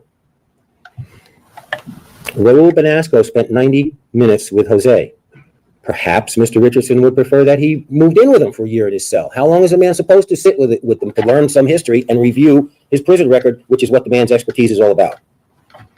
That Lucinda Cook had no communication with Jose for 13 years and yet came in here after all that time to speak on his behalf doesn't count against him, it counts for him. What kind of an impression did he make on her? That after all this time, she consults, she prays, and she comes in. When other people are jumping ship, she comes in. And her intention is not to tell you who he is now or quarrel with you about your verdict. It's to say, look, whatever you found that he did, I'm surprised by it because that's not the way he behaved with me and with my children. With us, he made us feel safe. And that takes me to kind of one of the topics that I want to discuss with you. I had hoped to just roll through here without having to refer to anything written, but the situation changed with my witnesses and whatnot, and so I'm going to refer to some topics here, and then I'm going to explain them to you. And one of the things that's going on here, I'm going to refer to as box and balloon. Box and balloon, it sounds like a kid's game. Bear with me here. The box is the life of Jose Soto-Escalera. In toto, everything. From birth to now, certainly from birth to the time he did the murder. And as you heard from his family, yeah, it's what's expected from family. Would your family come in and run you under the bus? I hope not. So he was good. He was generous. He was uplifting. He was a mediator. He left and encouraged us to come out. There were good things to Jose. He comes to Florida. There are women who say good things about him. Madeline Colon and Lucinda Cook. He has long-term relationships with them. He supports emotionally and otherwise children that are his and that aren't his. Sir, are you going to mention that he had an affair on his wife and had another child outside of his marriage? Safety to women who are recovering from traumatic relationships. All that is in the box. At the bottom, we insert a balloon. And that doesn't include Tania. Okay, that was not one of his other ones. The balloon is this crime. It is this murder. It inflates because it is the chief act within all the acts of that box. The question for you is, how big does the balloon get? Does it crowd out every other thing in a man's existence to the point where you regard him as almost inhuman and therefore like a cigarette butt or a cockroach? He's not. He's a horrible, horrible killer. And other things too.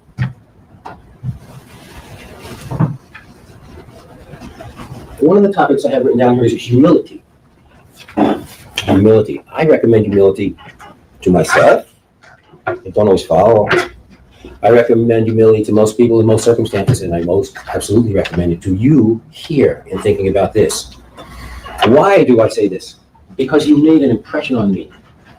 When I sat back while Ms. Minton did all the work early in the case, I was watching, I was listening, and I was very, very impressed with your confidence. How confidently you all said, this one I'd kill him, I'd kill him, I'd kill him, this one, I don't know. You're very confident in your ability to make these judgments. And I wonder, in addition to being impressed, I say, how do these people come by this confidence? Do you have education? Do you have experience in this regard? You were on the streets a couple of weeks ago, now you're in here deciding who lives and who dies. That's correct according to the law. And it's probably good that we don't leave it up to just one person. But I still think you ought to think about how perfectly suited you are to do this. Take a look. Think. How do you think? When's the last time or when's the first time any of you thought about how you think? Probably not. It's just a thing you do. You put on your shoes, you make a bowl of cereal, you think. You're thinking all day. Your mind's taking you here and there. How exactly does it work? When have you examined the functioning of your brain? Look to that door right there. Let's use our imaginations. These folks here are essentially asking you to put a target on Jose's back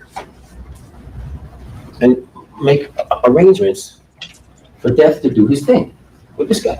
Because the law permits you to do it, and you would decide that's what should be done. So through that door now comes death. Death is coming in, coming through the gate. Death is right here. I'm asking you to imagine death is right here in the room with us. How many of you perceive death right here in the room with us as a female? None of you, right? As a child, none of you, right? It was some hulking, some version of the Grim Reaper, right? You have conclusions and ways and things in your brain, and you don't even know how they got in there. Death could be a woman. Death could be a child. It could be a noxious cloud. But you, I'm pretty sure, have death as a male. In what other ways do you think or make decisions and you're not even exactly sure what? This is intended to be an abiding decision. Live with you forever. Like your religion, like you love your children, like your sports team, things you don't change. And so if you decide to kill Jose, that means that you are right now, today, knowing how you're going to think forever, right now you're going to lock your brain into an unyielding rigidity that says, kill him.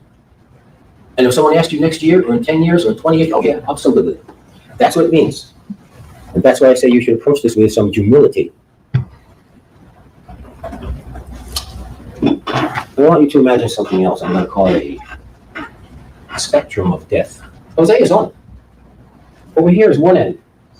And I'm at this end, and you're at this end, and everyone else in this room is at this end because we had no involvement in killing. Never killed anyone? Never thought about it? And certainly didn't engineer it and make a heavy-duty recommendation that it be done. We are all here, unstained and unsullied by any association with death and killing. Jose is on the spectrum here. Jose is on the spectrum. Let's make this mark on the spectrum where we started with Ashley Minton's questions to you. In the next courtroom over, we got a murder, a first-degree murder who intended to do it. Now, we have a little more than that. We have some aggravators. So Jose's a little further on the spectrum of death. Way out here at the other end of the spectrum of death is our state actors. Your Hitlers, your Stalins, people killed in millions. It's not really relevant to us, but it's out there because what you need to comprehend, and I don't know if it's ever come through all the system, all the sessions that we had, how do we decide what is a death penalty case?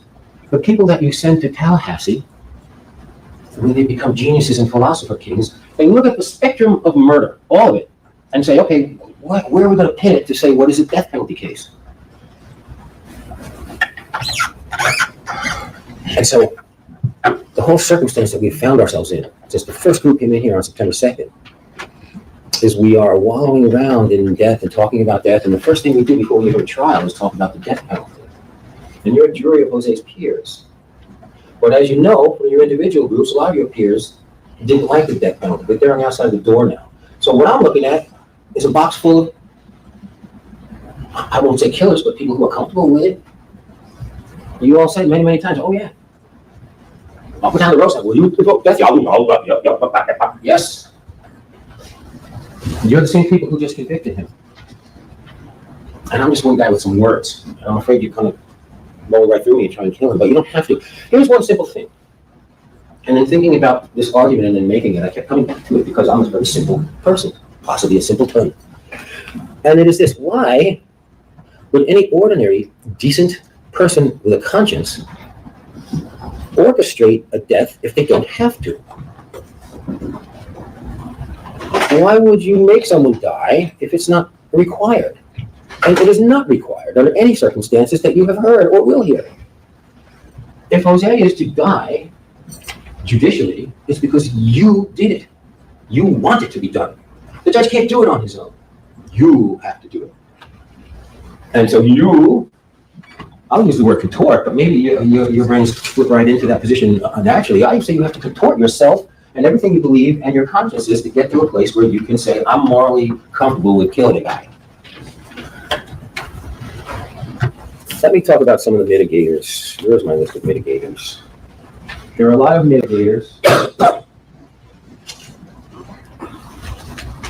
There are always a lot of mitigators because anything can be a mitigator. And I'm behind the 8 ball. So I'm going to throw a lot of mitigators out there. I don't suggest they're all of equal weight. I don't even consider them all of equal weight. But I don't know which one you back there might latch on to.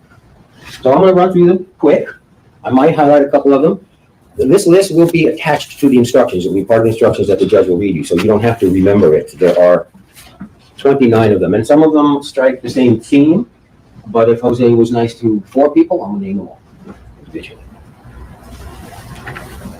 As you have heard, as the judge has told you, there's no dispute that Jose has no significant history of prior criminality. That I will highlight for a moment, because that is an extraordinary fact. Do you recognize that? This is a convicted double murderer who did nothing prior. And I think that's important, and I suggest you should think that's important, because if I'm going to make a heavy recommendation that a judge kill someone, it should be a bad person. It should be a very bad person. It should be a pretty bad person through and through. That's not who Jose is. This is an explosion of violence that comes out of nowhere in his life. It doesn't make it any better. Still makes it a murder, but it doesn't make him the type of utterly useless human who you might want to put down. He's not utterly useless. But this is not in keeping with anything that he has exhibited before. And that is very important. Jose was abandoned by his father as a child, raised in chronic poverty. I'm going to stop on that one for a minute, because we did discuss that many times, and a lot of people in jury selection didn't like it. And remember, we're past the guilt phase. No one is saying, poor Jose, let him go because he grew up in poverty. But poverty brings challenges. That's all I ask you to recognize. You know, we acknowledge the importance of 2-parent homes and sufficient money to meet our needs, and yet if people don't have that, we really don't cut them any slack about it. All I'm saying is consider it as a mitigating factor. He had less than probably you and many others. I don't know exactly what that means. My dad was a school teacher. Jose suffers from transgenerational family trauma. There's problems with the mama, problems with him, problems growing up in Bridgeport with no money. Chronic exposure to trauma during his childhood. The mama seems to remember the house being fine and the neighborhood fine, but it was not fine. You heard from your cousins, this is not a fine neighborhood. It was a violent neighborhood where drugs were dealt on the streets and crime was in the streets and crime was seen. And that's not an ordinary way to grow up. Jose can positively contribute to society in prison as a worker. I don't contend that is an especially weighty concern, but it is a totally relevant concern, because remember, where is it?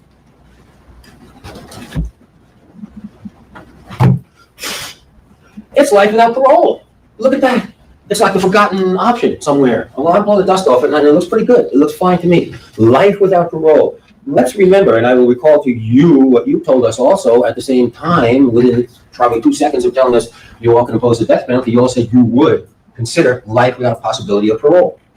And if you're sitting here now not doing it, you're not following the law and you're not doing your job. If you decided last week he's guilty and you're going to kill him, you're working a charade and a fraud on us right now. So everybody's mind better be open.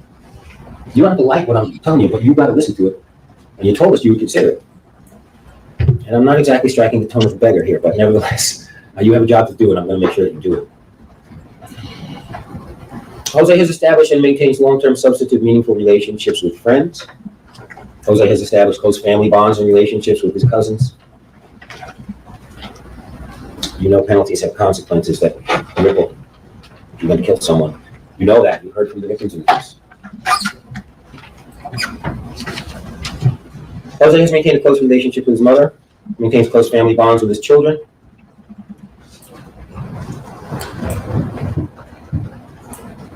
You know, that's supposed to be the motive here. And yet he's had opportunity galore and never killed anyone. That doesn't mean he didn't do this, he did. But if he is monstrously wrong for killing one child, you can't deny him or deny the existence of the fact that he helped and contributed and lived a meaningful part of his other children's lives for a long time. I don't know if there's a rug back in the jury room, but you would not be doing right to pick up the corner of it and sweep fat you don't like under it. wait, why is this? I was trying to type. He's really reaching with his niceness. Why are they walking out? I just saw Jose's family get up. His cousins are all getting up and leaving. Oh, what? Look.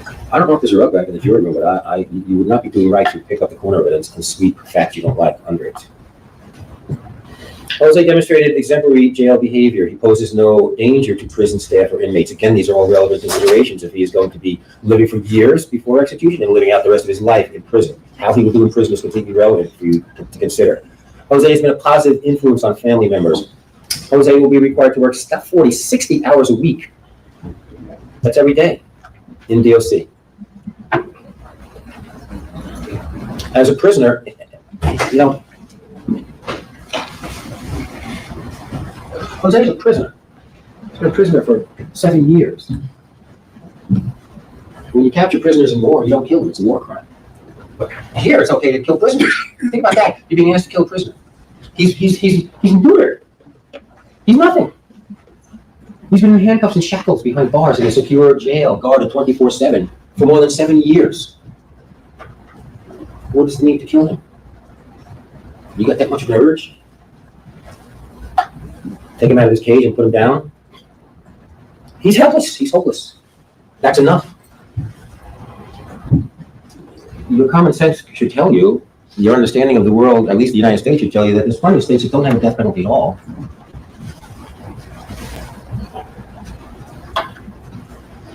And they might say, well, he's a prisoner. You got killed. You kill prisoners. That's where your morality is. You kill prisoners. You're more helpless than a prisoner.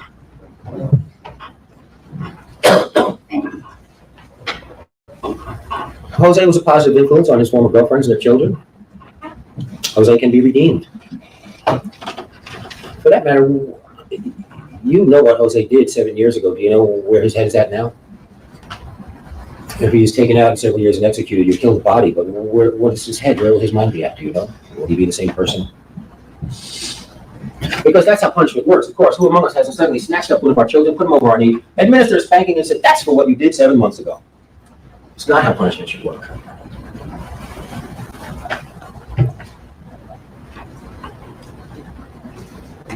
Jose provides support for his children.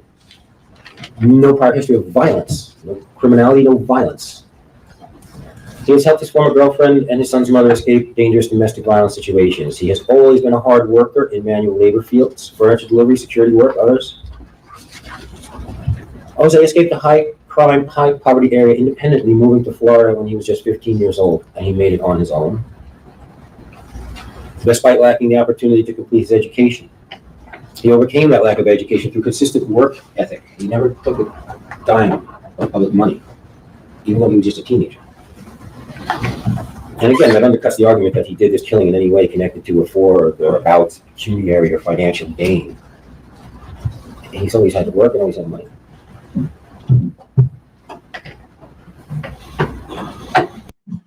I really wish he would quit leaning that podium. I am just waiting for it to tumble over. It's really bothering me. One of those little things that's just getting on my last nerve is this podium. Jose has exhibited excellent courtroom behavior. You probably know that people accused of crimes, especially murders, especially in long trials and processes, they don't always keep their mouth shut and they don't always behave. Jose has behaved just as he's behaved as an inmate. Jose will continue to offer positive life influence on his children, family members, and friends who have become emotionally dependent on him. He began working and earning money to help support his family at a young age. He's always been self-supporting, as I mentioned, not a drain on society.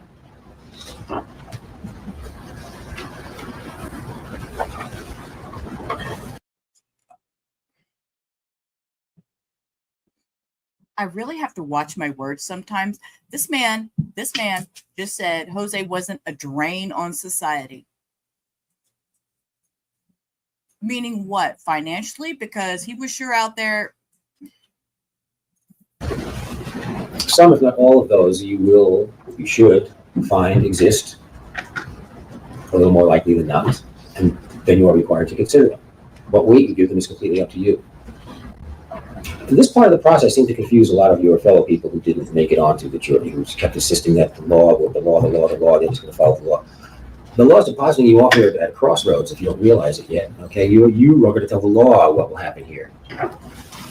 Life, forever and ever, until you die and they take you out of prison, or death penalty. And the law doesn't tell you which one, but the law does tell you that life without possibility of parole, like the stepchild option in here, is not a stepchild option. It's perfectly good. What?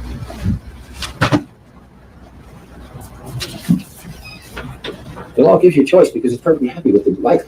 Perfectly happy. And so should you be. It would keep you off the spectrum of death. If you do order and recommend that Jose be killed, you're not outside over here off the spectrum of death. You move a little bit closer to him. You now have some involvement in killing. Not you, do it yourself.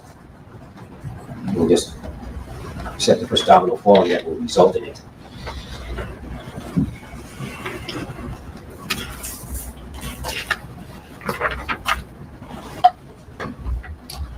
Jurors isolated from the execution. You're making a moral decision, but you're not making it in a vacuum, and don't think because it will happen years down the line and you won't be there and it won't be in your hand that you're not responsible.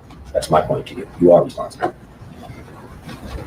If the prison's far away, you're still responsible if it happens. Well, someone else in the state's employ, the state executioner will do it, so your hands will be dirty, but it's your handiwork that will be done. So don't think of it as just, you making a death recommendation is like dropping some instructions off on your secretary's desk as you leave for a long weekend. It is not that. The victim impact statements. We heard from several members of Tanya's family. Her mother, I suggest, especially her son, who I thought testified very impressively for his mother. And it may not matter coming from me, but I'm quite certain his mother is proud of him and would be proud of him. But I hate victim impact statements, not for the reason you probably think. Because in fact, I love victim impact statements done right. Victims should have a voice. They should be heard, especially in crimes of violence and especially in loss of life cases. I think victim impact statements should be published in the newspaper and court administration should pay for it. They should have a voice. But here, in this process, that voice is best expressed to the judge with experience, not to the jurors with none. Because within this tight process that you're following that might lead to someone's death, in comes these victim impact statements and where they fit into the process. They do not. What will the judge tell you? Well, the purpose is to establish the uniqueness of the victim and the impact on the family and community. Who would dispute that a murder victim is unique? Everyone in here. We're all the same and all exactly different. Of course, Tania Wise is unique and special and has special characteristics and qualities.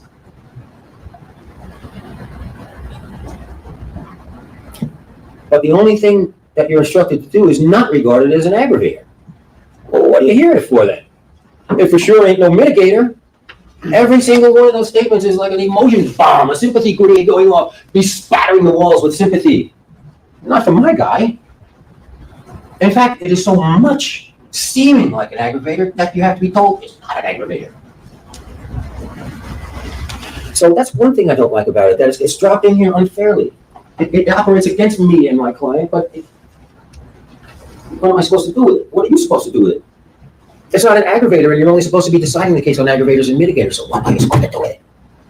And the other reason I don't like it is because it lends itself to being a victim ranking system. If Tania Wise had no family whatsoever to come in here for her and give victim impact statements, is her life and her murder any less important thereby? No. If Tania Wise was the chief of surgery at the local hospital and saved hundreds of lives through her surgical skills, would that make a difference? It should not. One man, one vote, one murder victim, all the same. They're all the same. Every life is valued the same. No life is valued more than another. If Tania had nobody to come, if that whole segment was not here at all, okay, it's victim impact time. No one say here. So what are you supposed to do? Oh, she must not be worth very much. Right? Or look, it's 100 people coming, she must be worth so much. It's a victim ranking system, it stinks. Everyone's the same. No one deserves to be killed, no matter who you are. And so I don't like it for that reason. Look, this case is loaded with emotion from top to bottom. And that's just a gigantic injection of it. And for what? I'm not sure what you're supposed to do with it, and you can't be sure either because it doesn't fit in. It's not an aggravator or a mitigator. That's what we're doing here. We're weighing aggravators and mitigators. We're figuring out factors of his character that might lead you to not kill him. That Tanya is unique. That her family is mourning. That there's a void that won't be filled. Yes. I will pause to read what I just posted again. During the penalty phase, defense attorneys told the judge that Soto-Escalera's wife had been contacting witnesses and tell them not to testify out of fear of backlash. This reportedly led to witnesses backing out, causing the defense to struggle to find people to speak on the defendant's behalf. Sir, don't say she had more friends or anything, because he obviously had people willing to speak for him at first, but something happened. I don't. But that's not the point. The point is that she is a person who should be alive and is not now, due to Jose's criminality. Who she is important, but it's important outside of this process. There's another one, my little copy. What? He said she's important outside of she's important in this process. He wouldn't be going through this process if he didn't kill her. Take a breath, Sheila. This is not a fixable situation. You know that. I'm just gone for 7 years now, which is why I never had a chance. Never began. Whether he is imprisoned, Jose, for the rest of his life, or whether he gets taken out at some point and injected to death, whatever he was put in there. Tanya and Josiah will not come back. They can't be made right. And we, you, me, it just doesn't fit right. And I think it especially doesn't fit right for Americans because we don't, okay, what are we going to do about it? Let's do something. There's nothing meaningful that can be done. If there are people rooting for the death of Jose, I don't know that there are. If that day comes, they may experience a moment or a day of satisfaction, but I think the next day after, the heaviness and the sadness that the loss is still there. It's undiminished. That's the fact. If he lives or dies is less important than the loss that cannot be made right. Killing him won't fix it. It won't fix it. It won't take the pain away.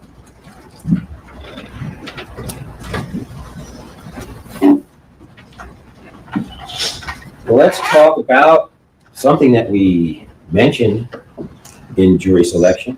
Stop leaving Which, by the the way, podium. Ms. Minton, that poor actually did so much work here in this case, and I did relatively so little. That's my fault. It was a little inside baseball for you. This is my case. I am lead attorney in the case, and Ms. Minton works for me, so to speak, under my supervision. And I could have done everything, or I could have done nothing. But like I told you yesterday, I waited a long time for my chance to speak to you. And the detectives among me have already figured out because I knew I would be here. I knew there would be a penalty phase. And I figured that this would be the hottest part of the trial for Mr. So he knew he was guilty. He knew that he just said he knew there was going to be a penalty phase. So he knew he was guilty. He knew this was coming. Okay, stop leaning the podium, sir. Jose Soto-Escalera. And so I figured that this ought to be my post of duty and not Miss Ashley's post of duty. But everything that has transpired in this courtroom has been done with my knowledge and my approval from the defense side of things. And you know what? You know why? Maybe you're thinking, well, hey, Attorney Burns, why don't you drag us to a trial for it if you figure you guys was guilty already? Because they're trying to kill my guy, and they're going to cross every T and dot every I before they get to do that. Late in a losing game, a losing effort, the final seconds click off the clock. The quarterback doesn't drop back in the pocket and take a knee and give up. He heaves the ball as far as he can and hopes for a miracle. Do you think you are the only ones who can read and understand and appreciate and see evidence and what it means? I've been doing this for a long time. Whatever you can do in that regard, I can do better. I knew I would be here. And we make no apologies for fighting every step of the way, including now. In fact, I feel like I'm in the last ditch, maybe fighting you all off, and I got nothing but a rusty sword in my hand, a slingshot, nothing but words. And I really don't want you to kill my guy. But we're going to talk now about mercy. I hear some of your voices. I hear them from here saying, oh, counsel. Attorney Burns, I was kind of half with you, sort of paying attention up to this point. But mercy for this guy? Mercy. You may, if you harken back just a few weeks, you will recall when Miss Ashley was addressing this topic with you. The point that was attempted to be made and the distinction to be made is how does mercy work? Does the guy who gets it have to earn it? People who give it just give it? The concept, I believe, that was attempted to be taught to you, and there's not really much time in that classroom where you have to address 20 other matters, is that mercy is always in the power of the victor. Weak people, losers, don't get to grant mercy. People who have power get to grant mercy. And so, whether it's withheld or granted, has very little to do with the recipient and very much to do with you, the grantors. It's a statement of who you are. And so, if any of you are still even within earshot on this issue of mercy, you need to just consult yourself and say, look, am I a merciful person or not? What does mercy mean in this case? The merciful thing is to condemn Jose to live for decades and decades and decades in prison behind bars until he dies, to become institutionalized and infantilized over time and told when to go to bed and when lights on and lights out and when to eat and not to eat and look through bars and never get out. If I imprison you guys in your old high schools, how long would it be before you went crazy? And he'll be in a prison. That's, most people would not consider that a merciful result, but that's what mercy means here. So it's not a great big fat dollop of mercy, go forth, Jose. It's a little drop of mercy that says, I'm going to kill you. That's all the mercy that would be requested here.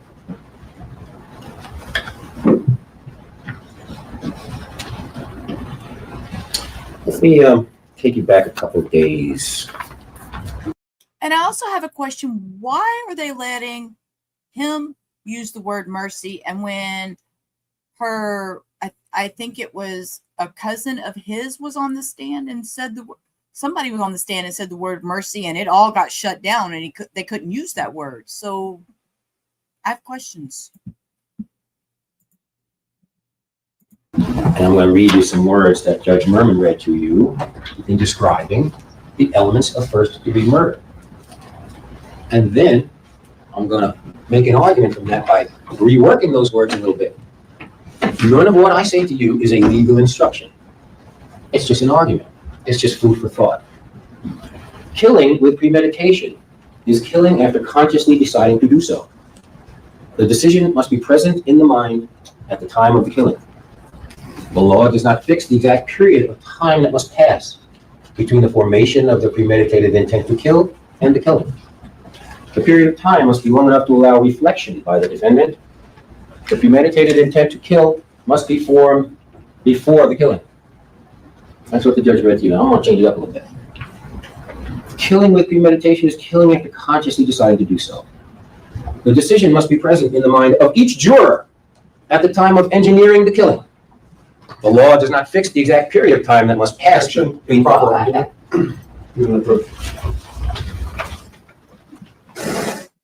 Okay. Why did he decide to speak up now and not when he was using the word mercy? That bothered me. He didn't show mercy to Tanya or Josiah, so, I mean.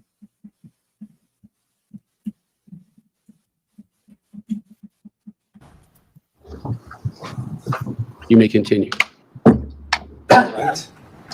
What I'm saying to you is the process that you are relying on. This is a moral decision that you make as individuals.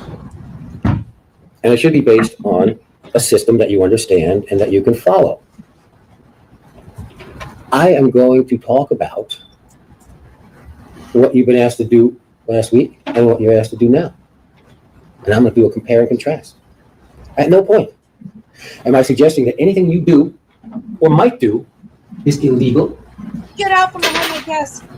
Get out. I am not asking that anything you do or not do is in any way related to you being murderers or illegal killers or equating you in any moral way with Jose.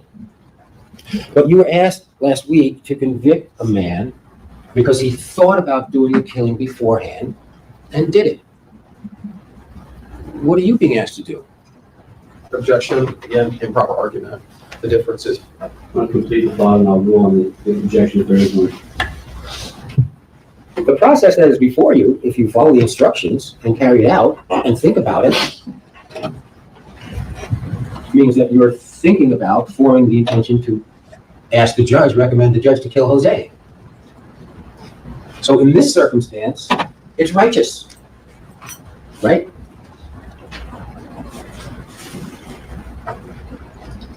So sometimes thinking real hard about doing killing is okay.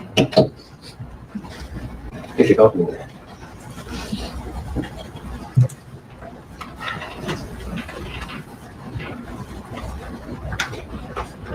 If you should go back there, 8 or more of you decide independently. And by the way, this is an independent thing. I don't say you can't talk to one another or nothing like that. But so far, you have kind of walked the path together. Jury selection, you get on the jury, you hear the evidence, you made your decision, and now all of you stand here at the point together. But you sort of come up a stem with a base of a Y, and now you're at the V part and you're looking at the crossroads. That's where the law has deposited you now. And I have acknowledged that the state has demonstrated that there are aggravators. And as I told you, the gate is open for you to kill. And I recommended humility. I recommend you don't go down that path. I wonder, with that gate open, I don't actually think so looking at you, but if any of you might now in 5 minutes or 10 minutes regard this as some sort of a temptation. No one gets to be in your position. Very few people just say, live or die. Look, here he is. Live or die, it's up to you. It might be tempting. Walk the path that people don't get to walk. It's a forbidden path, highly forbidden. But it's open to you. If you should find it alluring or tempting in any way, the forbidden fruit of control over someone's life or death, you're not in the Garden of Eden being tempted, you're in the Valley of Death being tempted. Walk out of it. Go away. Take the other path. Do not do any killing that is not absolutely required, and this is not required ever. It wasn't required for him to kill Tanya and Hosea either. Mm.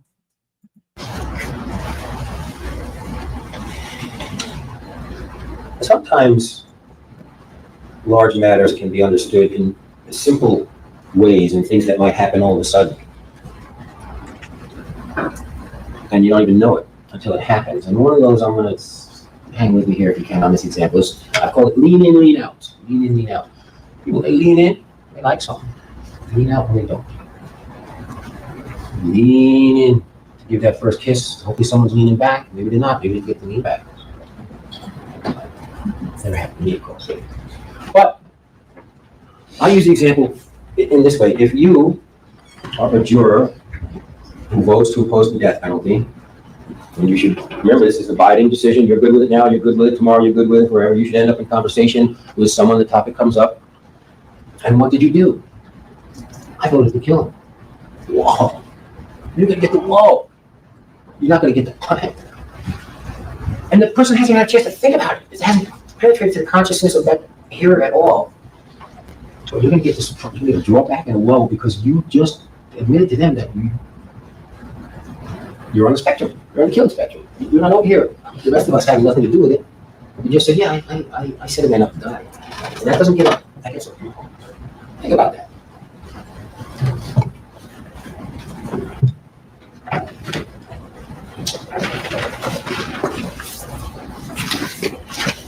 This is a big decision.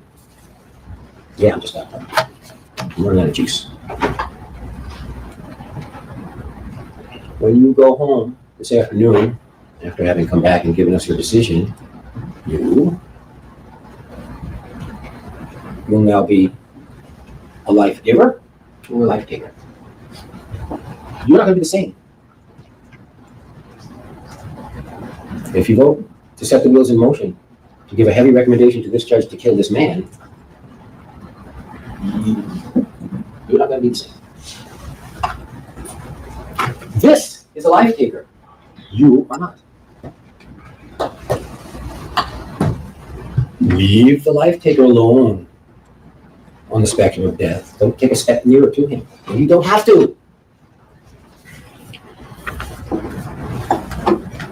I invite you in my final words to consult your best selves, the highest portions of your consciences, the lightness in your heart, not the darkness in your heart. To rot and die in prison is not merciful. It is a horrible, horrible sentence. Do that to him. Thank you. Thank you, attorneys. Members of the jury, I'm about to instruct you before you deliberate. Okay, we're not going to watch jury instructions. I want y'all to know, you see this big wrinkle in my forehead? It's just getting worse watching this man up there with that podium is making my wrinkle deeper. He is just, okay. So they went, and we're going to just jump straight down here to the verdict. We don't need to hear their instructions. I will see how long it took to get a verdict. I'm going to Google that real quick. How long did it take for a verdict?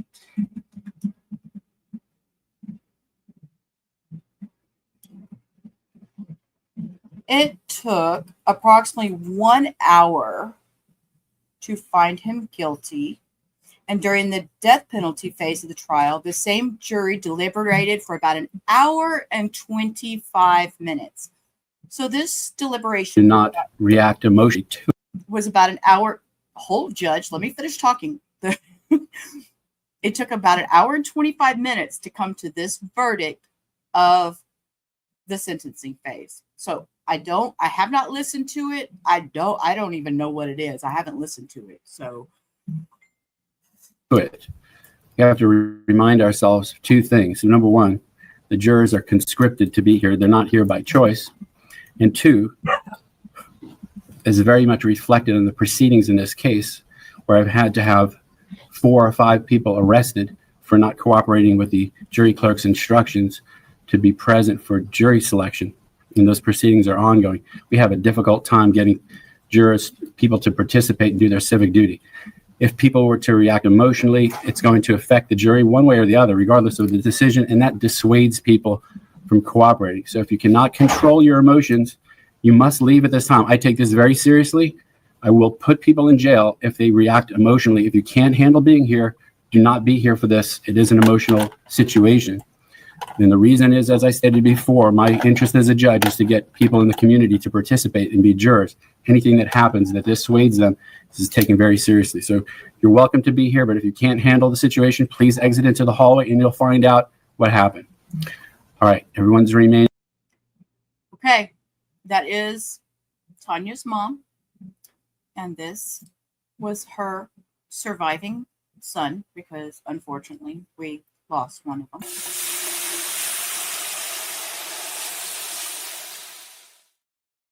And that was the wrong one.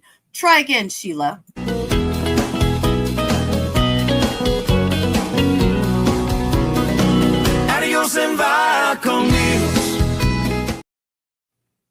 Okay, that's the right one. And I'm going to have to add a few people that I've missed on that list. So, with that admonition, let's bring in the jury. We'll receive the jury's decision in this case.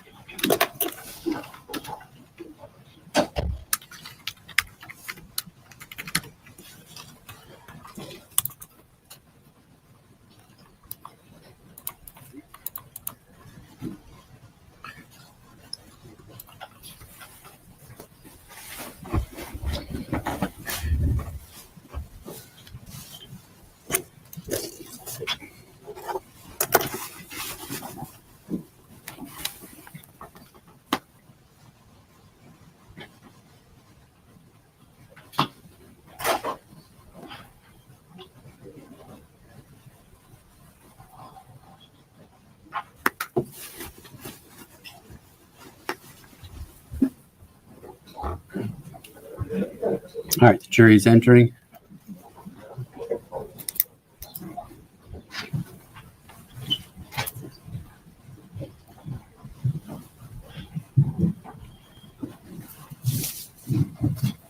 All right, Ms. Bickley, the foreperson of the jury, if you please hand the jury's decision to the bailiff for my consideration.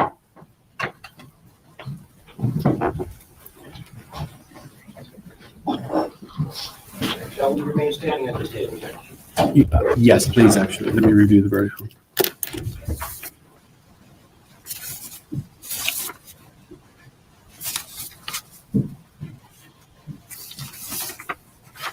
You may be seated at this time. The verdict form is in proper form. The clerk shall publish the verdict omitting the caption. Caption. As to the murder of Tania Wise, we the jury find as follows. As to the defendant Jose Soto-Escalera, aggravated factors. We the jury unanimously find that the state has established beyond a reasonable doubt that Jose Soto-Escalera was previously convicted of another capital felony. Yes. We the jury unanimously find that the state has established beyond a reasonable doubt that the murder of Tania Wise was committed for financial gain. No. We the jury unanimously find that the state has established beyond a reasonable doubt that the murder of Tania Wise committed in a cold, calculated, and premeditated manner without any pretense of moral or legal justification. Yes.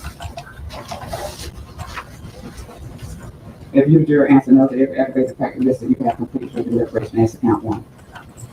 We, the jury, find by vote of 8-4 that Jose Soto-Escalera should be sentenced to death for the murder of Tania Wise. 8-4. Verdict as to the murder of the unborn child. 8-4? Did you see him shake his head no? Oh my goodness.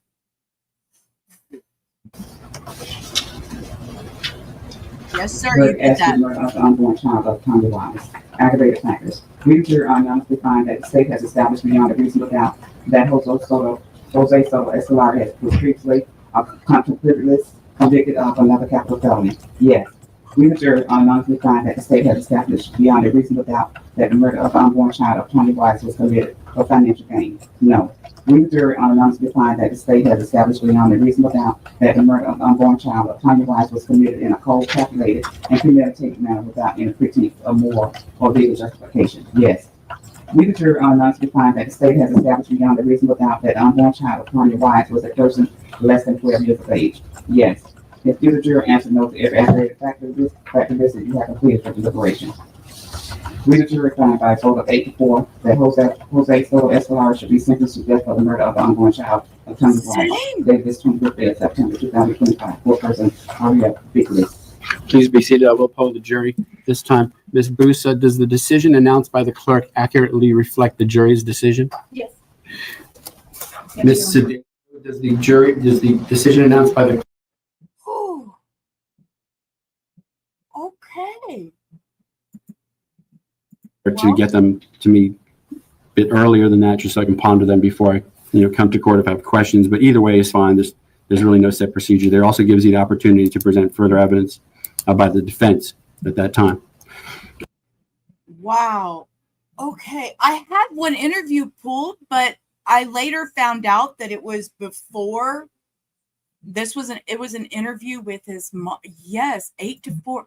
I looked and there was a interview with the mom, but I later realized that it was before. It was after the verdict, before the death penalty phase, so it's really kind of irrelevant.